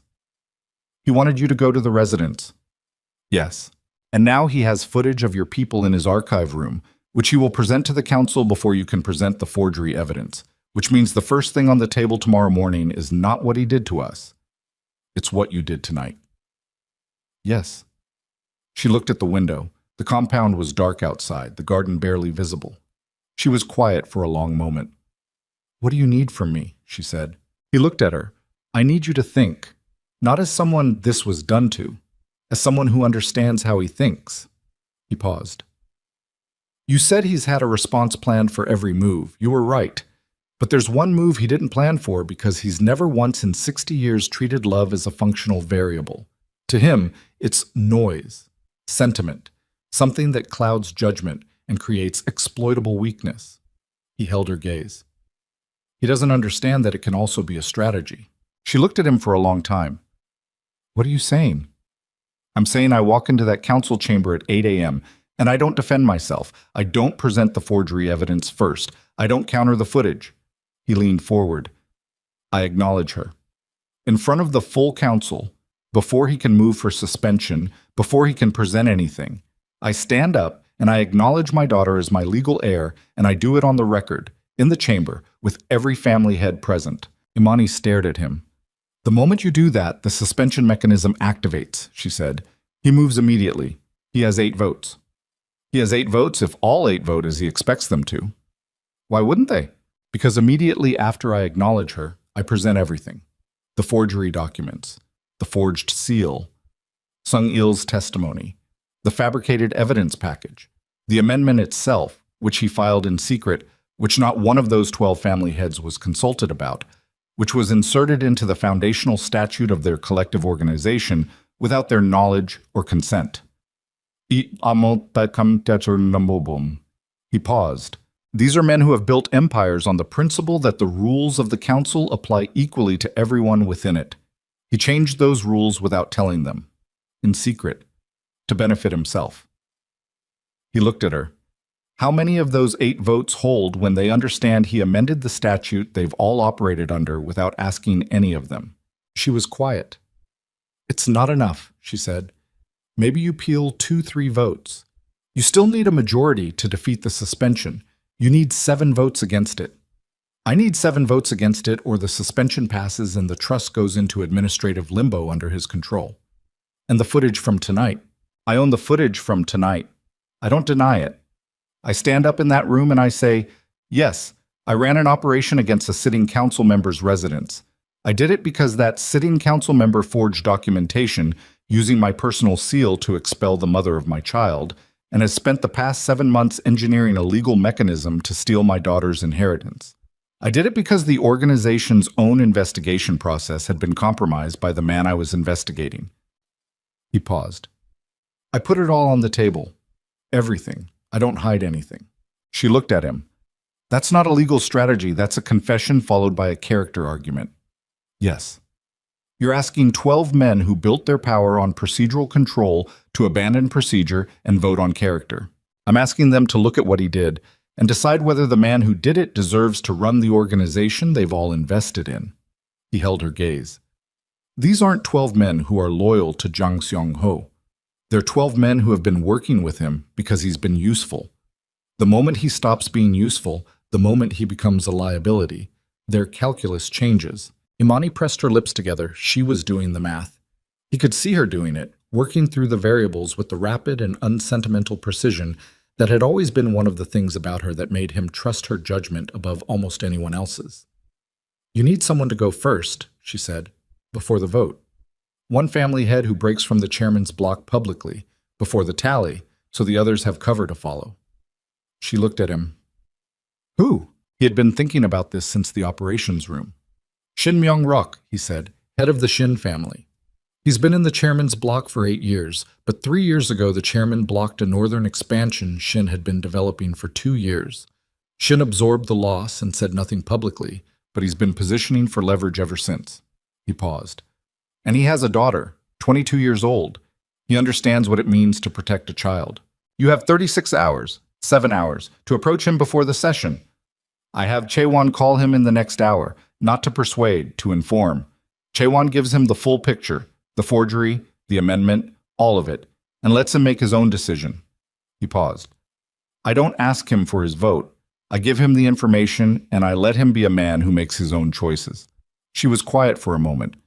"And if he doesn't break," she said, "if the 8 votes hold," he looked at her steadily, "then the suspension passes, and I fight it through every legal channel available for as long as it takes, and I keep her safe while I do it. That could take years. Yes. She'd grow up with this hanging over her. Yes. Amani looked at her hands, then at him. There's something else, she said. Something you haven't said. He waited. Even if you win the vote, even if the suspension fails and the acknowledgement stands and the claim activates. She looked up. He's still in that room. He still has his council seat. He still has his network, his alliances, his 60 years of infrastructure. Her voice was quiet and precise. Winning the vote doesn't end him. It just starts a different kind of war. I know. So what ends him? He held her gaze. His own counsel, he said.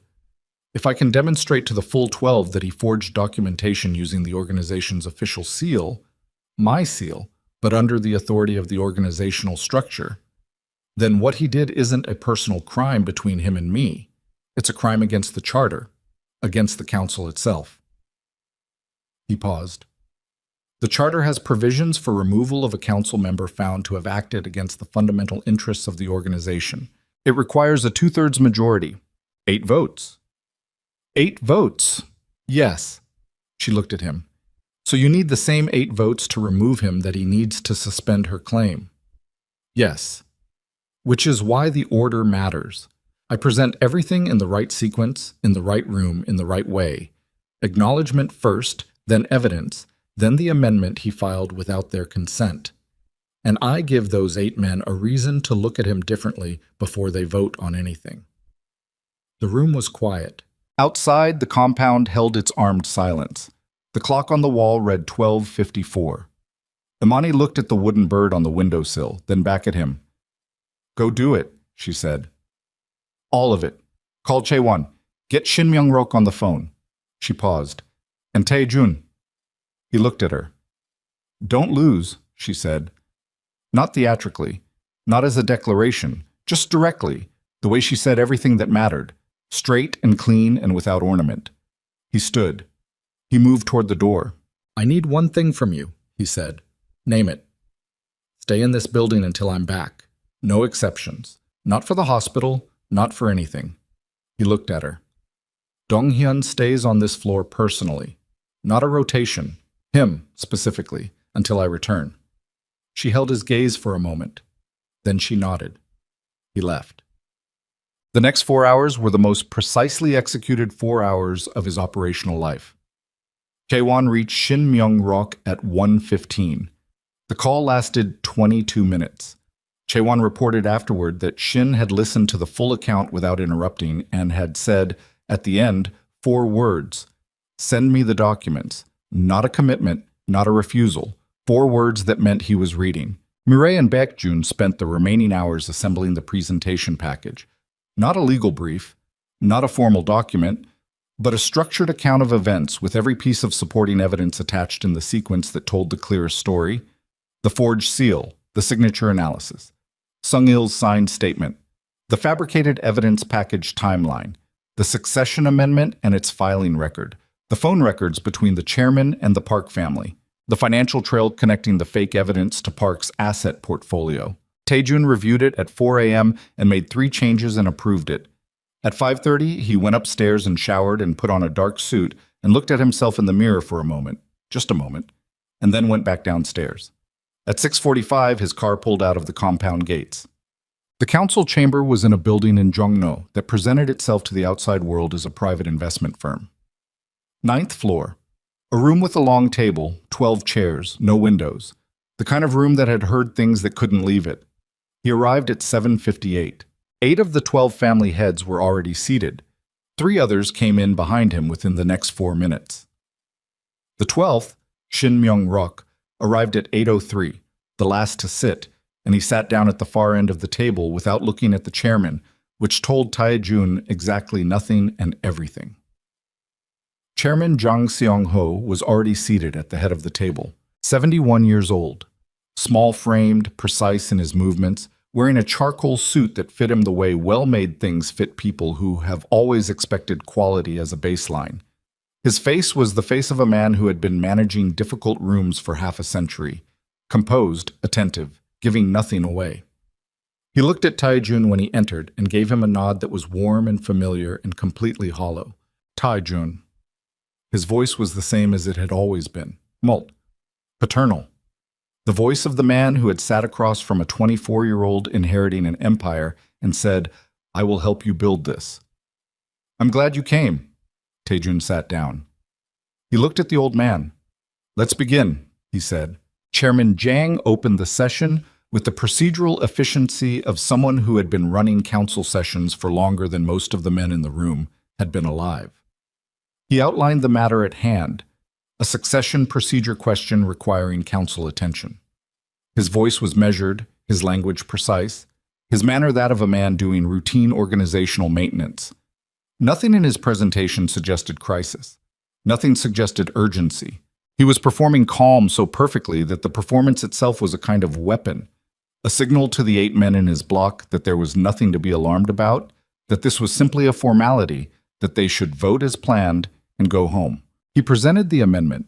He laid it out cleanly, with the documentation, noting that it had been filed through proper procedural channels as routine statute maintenance. He explained the mechanism, subsection 7A, the suspension provision, the council's authority to manage succession irregularities. He used the word protect 3 times. Protect the organization's interests, protect the foundational charter, protect the council's authority over succession matters. He did not present the footage from the residence. Not yet. He was keeping it. Saving it for the moment Taijun spoke, so that whatever Taijun said would be immediately undercut by the image of his people in the archive room. Discredit the messenger before the message could land. Taijun watched him do it and recognized every beat and waited. When the chairman finished and moved to open the floor, Taijun raised his hand. "Before we proceed," he said. The room looked at him. "I want to make a formal acknowledgement for the council record," he said. "Under Article 3 of the Foundational Charter, the sitting head of the Kang family formally acknowledges his biological heir." He paused. "Her name is not yet chosen. She will be born in approximately 8 weeks. Her mother is Imani Okoye. I am her father. I acknowledge her as my legal heir, and I invoke her claim under Section 7 of the Succession Statute." The room was very still. He watched the chairman's face. The composure held, but something moved behind it. Not surprise, because the old man didn't do surprise. Something more like a recalibration. A man adjusting the sequence of events he had planned because the variable had moved slightly earlier than expected. He moved immediately.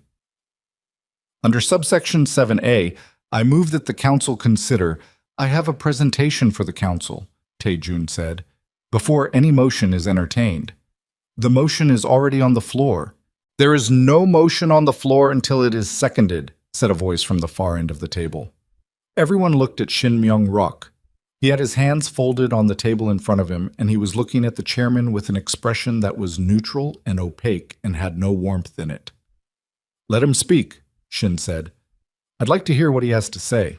The room shifted. Not dramatically. These were men who had spent their lives not showing reactions in rooms like this one. But it shifted. 2 of the men in the chairman's expected block exchanged a glance that was brief and said nothing and said everything. Taijun stood. He began. He didn't perform it. He didn't make it emotional or theatrical. He laid it out the way Mirai and Baekjun had assembled it, sequentially, evidentially, with each piece building on the last. The forged seal, the forged authorization, the fabricated evidence package that had convinced him the mother of his child had chosen to leave, the forensic analysis demonstrating the forgery, Sung-il's signed testimony, including the name Han Du-sik and the photographs of Sung-il's daughter used to coerce his silence, the financial trail connecting the fabricated evidence to the Park family's asset portfolio, the phone records between Chairman Jiang and Councilman Park in the 48 hours following Amani's return. He put the documents on the table as he spoke. Physical copies, 1 set per council member, assembled by Baekjun at 3 in the morning with the precision of a man who understood that the physical weight of paper in a man's hands changes how he receives information. The room read as he talked. He got to the amendment. Subsection 7A was filed 18 days ago, he said, through a procedural code indicating routine maintenance. It was not circulated to the council for review. It was not disclosed to any council member before today. He looked around the table. The foundational charter requires that any amendment to the succession statute be submitted to the full council for review with a minimum of 30 days' notice. He paused. This amendment was filed with no notice. It was processed by a legal officer who has been kept at a private property in Gapyeong for the past 12 days to prevent him from speaking to anyone. He set the final document on the table. This amendment is not legally incorporated into the statute. It was filed in violation of the Charter's amendment procedure. The room was very still. He looked at the chairman. "I am not presenting this as a personal matter between myself and the man who raised me," he said. "I am presenting it as a matter of organizational integrity. The man at the head of this table forged documentation under the authority of this organization's official seals. He coerced a member of this organization's personnel using threats against that person's family. He amended the foundational statute of this council without disclosure or consent, in violation of the charter we all operate under." He paused, and he did all of it to secure control of a financial trust worth $300 million.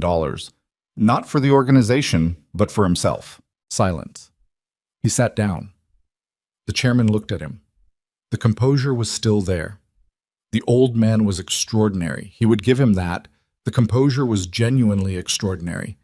But something underneath it had changed, a slight thinning.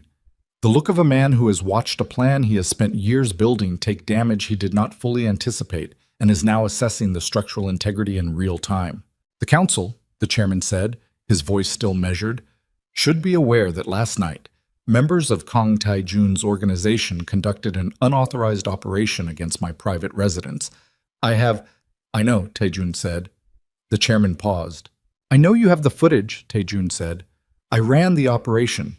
My people entered your archive room and retrieved the amendment document." He looked around the table. "I'm telling you that directly.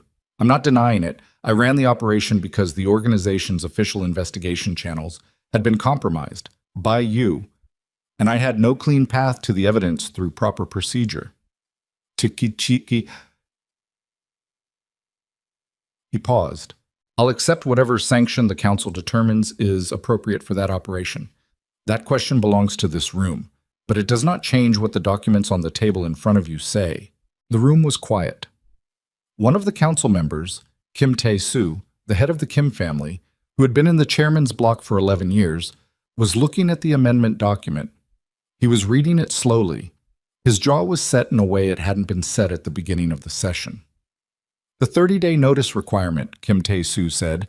He didn't look up from the document. "For statute amendments." "Article 12, Section 3, Tae-jun said. Kim Tae-soo read for another moment.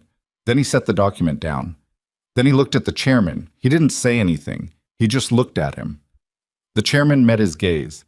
"The amendment was filed under maintenance protocol, which has historically been interpreted to—" "By whom?" said another voice. "Lee Sang-jun, the Lee family head, who had not been expected to be anything other than firmly in the chairman's column. Historically interpreted by whom? Who made that interpretation?" "The legal documentation office has—" "Your legal documentation officer," Lee Sang-jun said. "The one currently at your property in Gapyeong." The room temperature had changed. It was subtle, but it was there. The shift that happens when the people in a room who had been prepared to vote one way begin the process of revising their position without showing it on their faces. These were men who had survived in this world by never letting their recalibrations be visible before they were complete. But Tae-jun had spent 11 years learning to read the room, and the room was moving. The chairman looked at Tae-jun, and for the first time in as long as Tae-jun could remember, for the first time in 11 years of meetings and meals and quiet evenings in the study and strategic sessions in rooms like this one, he looked at Tae-jun, and what was behind his eyes was not the warm, considered regard of a mentor for a protege. It was assessment. Pure, cold, stripped-down assessment. The look of a man examining an obstacle that has become more substantial than anticipated. Then his phone buzzed on the table in front of him. He looked at it. Something happened in his face. He looked up at Tae-jun. Tae-jun's own phone was already vibrating in his breast pocket. He kept his eyes on the chairman and reached for it without looking and read the screen in his peripheral vision. Dong-hyun. One line. "She's been taken to Yonsei. Contractions. Real ones. Go." The world narrowed. The council chamber, the 12 men, the documents on the table, the amendment, the votes, all of it went to the periphery. He was standing before he had decided to stand. He was looking at the old man across the table, and the old man was looking back at him, and in the old man's face there was something that was almost satisfaction, because he knew. He had been watching his phone. He had known before Taijun did. Someone had told him. Someone at the compound or at the hospital or in the transit between the two. Someone was still feeding information to the chairman's office, and the old man had known that Amani was in labor before the council session ended, and whatever that meant for the sequence of events he had planned, the look on his face said it was not a disruption. It was the next move. Taijun looked at Che-wan, who had been seated against the wall in the observer position. Che-wan was already on his phone, already moving. Taijun looked around the table. 12 family heads, documents in front of every one of them. The votes not yet cast, the motion not yet seconded, the session technically still open. He looked at Shin Myung-rok. Shin was already looking at him. He gave a single, almost imperceptible nod. Taijun looked at the chairman one more time. "Table the vote," he said to the room. "Not a request. I will return." He looked at the old man. "This isn't finished." The chairman looked at him with the mild, composed expression of a man who has been managing rooms for 50 years. "No," the old man said quietly. "It isn't." Taejun walked out. The drive to Yonsei was 11 minutes. Donghyun had the car running at the building entrance. Taejun got in, and the car was moving before the door was fully closed, and he sat in the back and breathed, and his hands were flat on his thighs, and he was very still, in the way he was still when something had gone past the level of containment, and the only function left was to move through it. "How long?" he said. "Contraction started around 7:30, Donghyun said from the front. She held out until 8:15 before she told anyone. The new specialist, Dr. Park Yeon-ji, is already with her, 6 weeks early. Dr. Park says it can go either way. They may be able to slow it, or they may not. She's okay. She's stable. She's—" A pause. "She's very calm." Donghyun's voice had something in it that wasn't usually there. "She told me to tell you not to come if the session wasn't finished." Taejun said nothing. "I'm telling you anyway," Donghyun said. "I know." The city moved past the windows. Early morning, the Han glittering in the cold light, the city conducting its ordinary business with no knowledge of what was happening inside the buildings that lined it. He thought about the chairman's face when the phone had buzzed, the look of a man watching a sequence execute. Someone was still inside. Not Sung-il. Sung-il was at the compound under quiet watch, and his account had been genuine. Taejun was certain of that. But someone else. A second layer. A redundancy the old man had built into his network because 60 years had taught him that single points of contact failed. He thought about the council session, the documents on the table, Kim Tae-soo's jaw. Lee Sang-jun's voice, by whom? The question cutting through the chairman's framing with the precision of a man who had just decided which side of a line he was standing on. The vote hadn't happened yet. He had walked out with the session tabled and no motion seconded, and the documents in front of 12 men who were reading them right now in that room without him there to manage the conversation. Che-wan was still in that room. He picked up his phone and called him. Che-wan answered on the first ring. His voice was low. "Kim Tae-soo just asked the chairman directly about the legal officer in Gapyeong," Jae-won said. The chairman said he had no knowledge of the officer's whereabouts. Kim Tae-soo looked at the document in front of him for about 4 seconds and then said, "I'd like to hear from the officer directly before this session resumes." Taejun closed his eyes, just for a second. "3 others have made similar requests," Jae-won said. "The chairman is holding the room, but it's—" A pause. "It's different from when you were here. Without you in the room, the focus has shifted entirely to him. He's the one who has to answer the questions now." "Can he? He's very good." A pause. "But the amendment filing procedure is indefensible, and he knows it, and the room is starting to know it." Chae-won's voice was quiet. "Taejun, go be with her. I have this." The car pulled into the hospital entrance. Taejun looked at the building. Somewhere inside it, Amani was in a delivery room with a specialist she'd had for 36 hours, 6 weeks early. while the chairman of a criminal council sat in a room in Jongno reading the situation in real time and deciding what his next move was. And somewhere in Taijun's own compound, a second source was feeding that room information. He got out of the car. The hospital lobby was ordinary in the specific way hospital lobbies are ordinary at 8:30 in the morning. Efficient, impersonal, bright. He moved through it to the elevator and then to the fourth floor and down the corridor to the room Dong Hyun had texted him, and he pushed open the door. Imani was in the bed with the monitor leads attached, and Dr. Park Yeon-ji, a composed woman in her 40s who looked at Taejun with the neutral assessment of someone determining whether his presence was going to be a complication or a resource, standing beside her. A nurse was adjusting something on the equipment panel. The room was clinical and very bright. Imani looked at him. Her face was the face of a woman in early labor, which meant it was the face of someone under significant physical duress who was choosing not to perform it. Her jaw was set. There was a slight sheen on her forehead. She was breathing with the deliberate, controlled rhythm of someone who has decided exactly how much of this process they are going to let consume them. She looked at him for a moment. "You left the session," she said. "Yes. I told Dong Hyun. I know what you told him." She looked at him for another moment. Then she exhaled slowly. "How did it go?" she said. He crossed to the chair beside the bed and sat down. He looked at her. He looked at the monitor beside her, tracking the steady, insistent signal of a heartbeat that had been present in the world for 7 months. A heartbeat that belonged to a person who had already changed the shape of his life before she existed outside of a body. "I don't know yet," he said. "Chaewon is in the room." She nodded. A contraction moved through her. He could see it in the tightening of her jaw, the controlled exhale, the way her hands gripped the bed rail.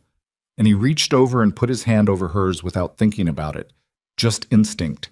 Just the reflex of someone who is watching a person he loves go through something alone and can't stop himself from reaching. She didn't take her hand away. She breathed through it, looked at the ceiling, came down the other side. 6 weeks early, she said. Dr. Park said, "I know what she said. I heard her." She looked at him. "She's going to be okay." "Yes. I'm telling you that. Not asking." Her voice was quiet and certain. "She's going to be okay." He looked at her. His phone buzzed. He looked at the screen. Chaewon. A text. 3 words. Shin just spoke. Then a second text 4 seconds later. He moved for the chairman's removal. Taejun sat with that for a moment. Then a third text came in. Kim Tae-soo seconded. He looked at the phone. He looked at Imani. "What?" she said. She was watching his face. Shin moved for the chairman's removal from the council, he said. Kim Tae-soo seconded. She stared at him. A fourth text. Vote is called. Session is live. I need you to know, whatever the outcome, you did everything right. He looked at that last line for a moment. Chaewon did not write sentences like that. In 9 years, Lee Jae-won had never once told him he had done everything right. The fact that he was writing it now, in the middle of a live council vote, meant one of 2 things. Either the vote was going their way, and Jae-won was doing something as close to celebrating as his temperament allowed, or it wasn't, and he was... The phone went silent. He waited. Beside him, the monitor tracked the heartbeat. Steady. Insistent. Present. Imani had another contraction. He kept his hand over hers. She breathed through it, and he breathed with her, the 2 of them in the bright clinical room. While somewhere across the city, in a room with no windows, 12 men were deciding the shape of what came next. And the only thing he knew with certainty, the only thing in the entire architecture of the past 36 hours that was not contingent or calculated or dependent on variables he couldn't control, was the heartbeat on the monitor, and the hand under his, and the woman beside him who had come back to this city, knowing it might cost her everything, because their daughter needed her to. His phone lit up. He looked at the screen. Chaewon. 1 word, 9. He stared at it. 9 votes. 2/3 majority was 8. 9 meant not just the removal motion passed. 9 meant one of the chairman's own bloc had broken ranks at the final moment, had looked at the documents on the table and at the man at the head of it and made a different 9. He stared at the number on the screen and let it be real. 9 votes. 1 more than required. One of the chairman's own block had broken at the final moment, had sat in that room with the documents in front of him, and looked at the man who had filed a secret amendment to steal a child's inheritance, and decided that some things were not worth protecting regardless of how long you had been protecting them. He would find out later which one. He would find out later a great many things. Right now, there was only the monitor beside him, and the hand under his and Chaewon's one-word message sitting on a screen in a bright hospital room 6 weeks before the world was supposed to be ready for what was coming. He set the phone face down on the chair arm. Imani was watching him. She had been watching him read the message with the focused attention of a woman who has learned to read news from the faces of the people receiving it. 9, he said. She looked at him. The removal motion passed. 9 votes. He paused. He's out. She held his gaze for a long moment. Something moved through her face. Not triumph, not relief exactly. Something quieter than both. The particular quality of a person who has been carrying a weight for so long that when it is lifted, they don't feel light. They feel the shape of where it was. Another contraction came. He felt it in her hand before she showed it in her face. The grip tightening, the controlled pull of breath. She wrote it out without speaking. When it passed, she looked at the ceiling for a moment and then back at him.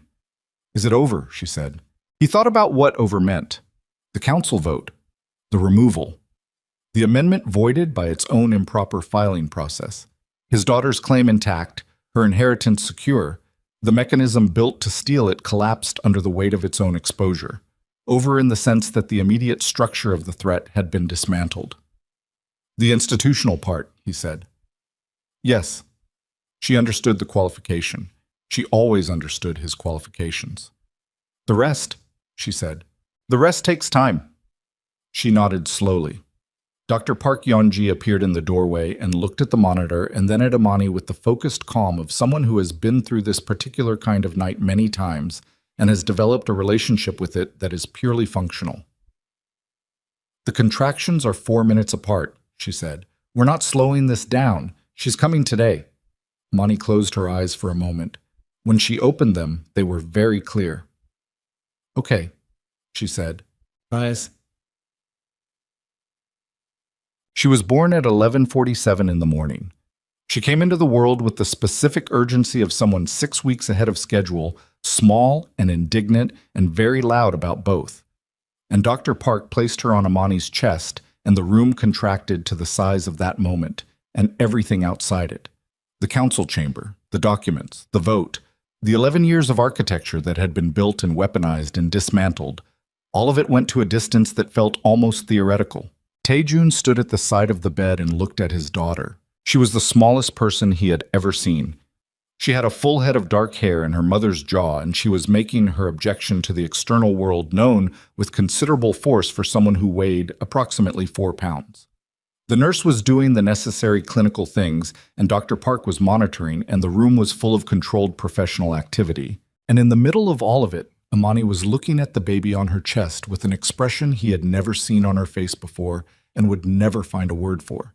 An expression that was past language, past the reach of anything that could be communicated through the structures they had built for communicating. Imani looked up at him. He looked at her. Neither of them said anything. There was nothing to say that wasn't already in the room. The baby spent 12 days in the NICU. 12 days of monitors and careful feedings, and the specific sustained anxiety of waiting for systems to stabilize and numbers to move in the right direction. Taejun was there every morning. He sat beside the incubator and did the things you do when a person is too small to interact with in any of the normal ways. He talked to her quietly, in the particular low register you use in rooms where silence is the default. He told her things he had never told anyone. He told her about her great-grandfather's compound and the garden in winter. He told her about the first time he had seen her mother across a room at a function in Gangnam and had spent the next 40 minutes figuring out who she was. He told her about 40 red roses on a marble floor. He didn't know if any of it reached her. He thought probably it didn't, not in any cognitive sense. But it reached him. That was its own function. Imani came twice a day, the early morning and the late evening. They overlapped at the morning visits and sat on either side of the incubator and sometimes talked and sometimes didn't. And in both cases, the quality of being in the room together had shifted from what it had been in the compound, less guarded, less carefully managed. The event had stripped something away, not the complexity, not the unresolved history between them, but the performance of distance. Neither of them had the resources to perform distance anymore. Something about sitting on either side of your child in an incubator will do that. On the 6th day, she asked him what he was going to do about the council. He was quiet for a moment, watching the monitors. Restructure, he said. The 3 council seats that were most deeply in Zhang's operational network need to be rebalanced. The succession statute itself, Section 7 included, needs to be reviewed by the full council and either confirmed or amended through proper procedure, transparently. He paused. The Park family connection to the forgery operation is documented. Councilman Park has been informed that we have the financial trail. He's stepping back from active council participation. Stepping back, she said, voluntarily, which is the outcome that causes the least collateral damage. He looked at her. Su-Yan knew the photographs were fabricated. She knew before I did. She was involved in the evidence assembly. He paused. She didn't know about the amendment. Zhang kept the succession strategy separate from what he shared with the Park family. They thought they were clearing the way for a marriage alliance. They didn't know about Section 7. Imani was quiet for a moment. Does that distinction matter? Legally, yes. Morally, he stopped. I'll leave that to you. She looked at the incubator. What about Han Du-sik? In custody, along with 3 others from the chairman's private communications office. He paused. The legal officer from Gapyong came back to Seoul voluntarily the morning after the council session. He gave a full account. And Sung-il. He was quiet for a moment. Sung-il is being reassigned, away from my direct operation. Not punished. I made a commitment to that effect and I'm keeping it. But the dynamic of him being in my compound after what he did and what it cost, it's not workable. He paused. I'm setting him up with a security position with one of the affiliated businesses. Stable. His family is protected. That's the best I can do. She nodded slowly. And Chairman Zhang, she said. The monitors beeped their steady, quiet rhythm. He's been removed from the council, he said. His assets within the organization have been frozen pending the full accounting of what he took and what he diverted over 11 years. He looked at his daughter's small face through the incubator panel. He's 71 years old. He has a house in Seongbuk-dong and money that predates the organization and whatever's left of his private relationships. He paused. He won't be prosecuted through official channels. The nature of what this organization is makes that impossible, and we both know it. But he has nothing left here. No seat, no authority, no access. He was quiet for a moment. I spent 11 years believing he was the closest thing I had to a parent, and what I understand now is that the man I believed that about never existed. He was a construction, exactly as much of him as was necessary to secure my trust and my dependency. The rest was always just this. He looked at the documents he wasn't carrying, the chair he was sitting in, the room. It's a strange thing to grieve someone who was never what you thought they were. Bosh men tatisho passing. Imani looked at him. You're still grieving it. Yes. That's not weakness. I know. He looked at her. It just takes time. She looked back at the incubator. She needs a name, she said. He had been waiting for her to bring it up. He had his own thoughts, but had been waiting, because this was hers to initiate. I've been thinking about a Daeze, she said. It's Igbo.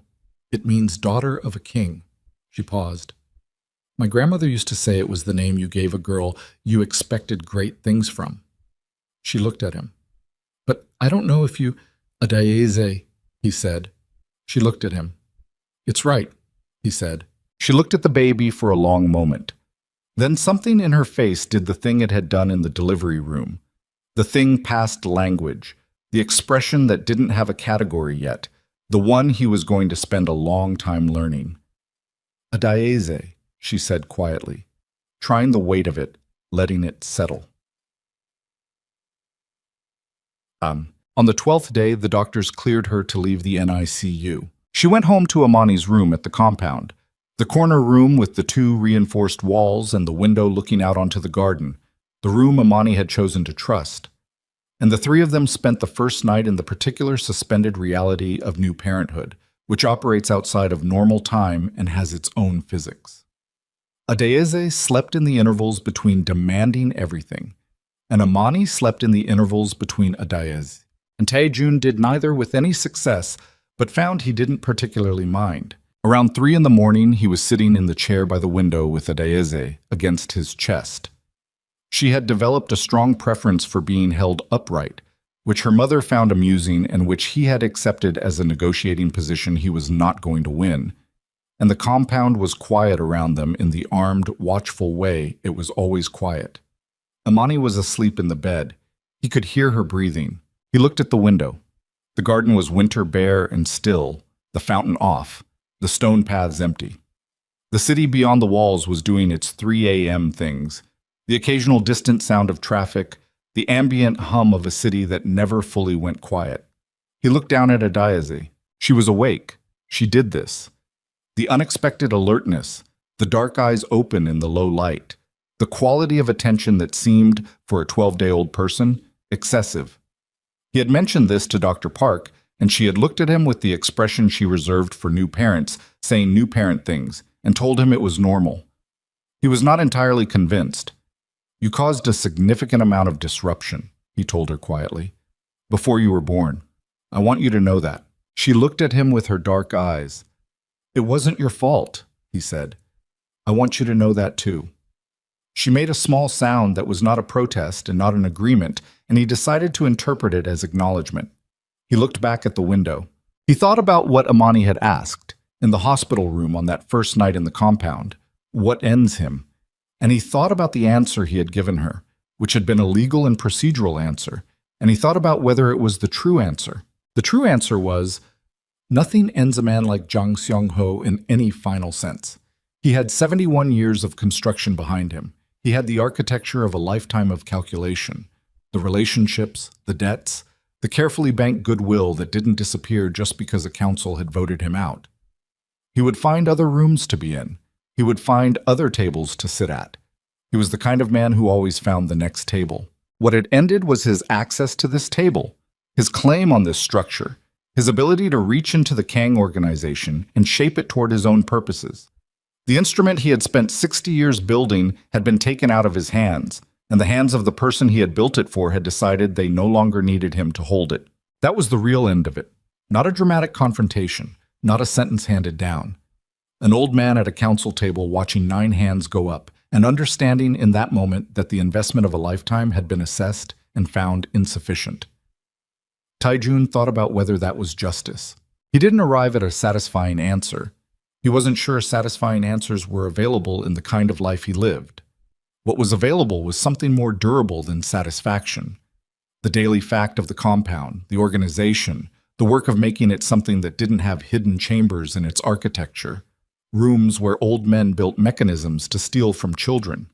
That work was long, and it was unglamorous, and it had no moment of completion. It was just the work. Adeyeze made a more insistent sound. He adjusted her position against his chest. "All right," he said. "I hear you." Chugged. 3 weeks later, Amani told him she was going back to Lagos. Not permanently. She said that clearly, in the kitchen of the compound, in the morning, with Adeyeze in the carrier against her chest and a cup of tea cooling on the counter beside her. Not permanently. She had the specialist here, and Adeyeze's follow-up appointments were in Seoul, and she had agreed to a schedule that kept her in the city for the better part of the next 6 months. But she needed to go home. She needed her own space, her mother's kitchen, the specific air of the city where she had spent the 7 months that had changed the shape of her life. She needed to take her daughter to the place where part of her daughter was from. He looked at her across the kitchen. "I know," he said. She looked at him. "I'm not asking you to stay," he said. "I'm not asking you for anything." He paused. "I spent 7 months believing you had chosen to leave, and what I understand now is that leaving is a thing people can choose, and come back from, and choose again." He held her gaze. "I'll be here. That's all I'm telling you." She looked at him for a long time. The kitchen was morning quiet around them. The compound outside was going through its routines, the rotation of the security positions, the delivery entrance, receiving the day's supplies, The ordinary machinery of a place that had to keep functioning regardless of what happened in the rooms inside it. "You're different," she said. He looked at her. "Than you were before," she said. "Not entirely. Not in the ways that are the fundamental ways, the ones that were always there, but something shifted." She looked at him steadily. "I don't know yet what to do with that." "You don't have to know yet." "No." She looked down at Adayez, who was doing her 3-week-old thing of being incomprehensibly asleep, while simultaneously being aware. "But I want you to know I see it." She looked back up at him. "That matters." He nodded. She picked up her tea. She looked out the window at the winter garden. 2 weeks, she said. "In Lagos, then back for the follow-up. I'll have the car at the airport." She looked at him. "No," she said. "I'll get there myself." Not harshly, just clearly. The way she said things that needed to be clear. "But you can be at the hospital for the follow-up." "Yes." She nodded once. Then she turned back to the counter and picked up the tea and drank it, and the morning continued around them. Tool? The day she left, he went to his father's study and sat at the desk for a long time. The succession document was in the archive now, properly filed, properly recorded, the claim activated and on the books, and belonging to the small person who was currently on a flight to Lagos wrapped in a blanket that had come from a market in Insadong because Imani had seen it in a window and stopped without explaining why. The amendment was voided. The 3 council seats that had formed the core of Zhang's network were being restructured through the process that the charter had always required and that had been bypassed for decades. Li Jae-wan was managing the restructuring with the precise and unhurried thoroughness he brought to everything. The organization was not clean. It never had been, and it wasn't going to be, and anyone who told themselves otherwise was performing a story about themselves that reality could not support. It was what it was. A structure built on difficult foundations in a difficult world, operated by people who made difficult choices and lived inside the consequences of those choices. But it was not what it had been. That was enough. It had to be enough. Because enough was what was available. He opened the desk drawer. In the back of it, where it had been for 6 weeks, since the day they came back from the airport, and he had found it in his coat pocket without knowing how it had gotten there, was a single dried rose. Red, stem trimmed, the petals still intact but beginning to lose their color at the edges. He had not put it there deliberately. Donghyun had found it in the SUV after the airport and placed it on the desk, and Taejun had put it in the drawer without deciding what to do with it, and then the world had accelerated past the question. He picked it up. He looked at it. 40 roses on a marble floor, scattered and left there because his hands had stopped working, and by the time he came back to himself, there was nothing left but the question of what to do with what remained after the ground shifted. This was what remained. He set it on the desk. 6 weeks later, the first photograph arrived. Not through any organizational channel. Not through Haewon or Donghyun or any of the operational infrastructure. Just a message from Imani's number, which he had never stopped having, which had gone from the particular ache of a contact you can't bring yourself to delete to something else over the past months. Something that sat in his phone with a different weight now. The photograph was of Adayeze in a yellow dress. She was 6 weeks old, and the dress was too big for her, and she was being held by a woman whose hands in the frame were the hands of someone who had been waiting for this particular person for a long time. Her grandmother. Lagos light coming through a window behind them, the warm, flat gold of it, the specific quality of equatorial afternoon. Adeyeze's eyes were open. She was looking directly at whoever was holding the camera. He looked at the photograph for a long time.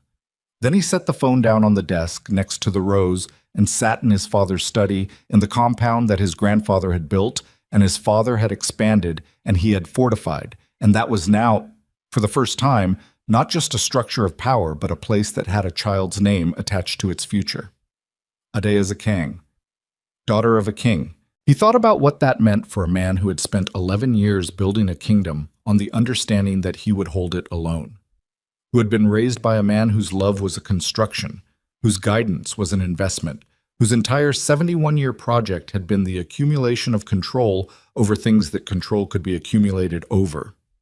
He thought about the difference between holding something and building something worth holding. He picked up his phone and typed back. She looks like she knows something we don't. The response came 4 minutes later. She gets that from me. He looked at that for a moment.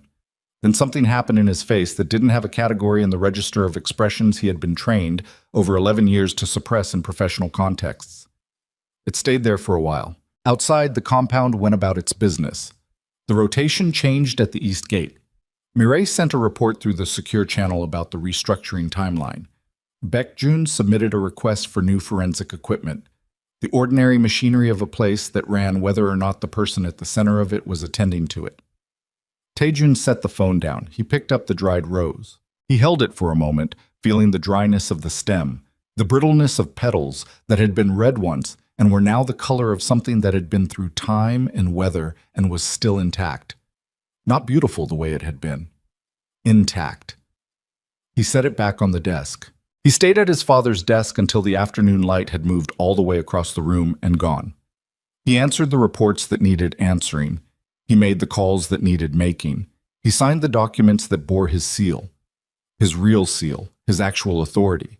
The thing that had been used against him and that he had reclaimed and would not lose again. At 5 o'clock, Chaewon knocked on the study door. "The council confirmation meeting is confirmed for next week," he said. "All 12 seats. The new procedural charter is ready for review." "Good. There's one more thing." Chaewon paused. The chairman's people cleared his personal items from the council building this morning. He looked at Taejun directly. He was there. He waited in the lobby while his staff cleared the office. Taejun looked at him. Did he say anything? Chaewon was quiet for a moment. "He left a message. For you." He reached into his jacket and produced an envelope. Plain, unsealed, Taejun's name on the front in the old man's handwriting, which was precise and controlled and looked like a man who had decided long ago that every mark he made on the world would be deliberate. Taejun looked at the envelope. He took it. He held it for a moment without opening it. "You can go," he said. Chaewon left. He sat alone in the study for a long time with the envelope in his hands. He thought about the 11 years. He thought about the study in the chairman's Seongbuk-dong residence, which looked a great deal like this study. The same dark wood, the same sense of accumulated authority, the same desk that had belonged to someone else first. He thought about a 24-year-old sitting in this chair for the first time and an old man across from him saying, "I will help you build this," and meaning something completely different from what the sentence appeared to mean. He set the envelope on the desk. He did not open it. He did not open it because the message inside it was, whatever its specific language, the last move of a man who had spent his life making moves and accepting the move, engaging with it, letting it matter enough to open and read, was itself a choice. A small one, a final one. He left it on the desk. He got up and walked out of the study and closed the door behind him.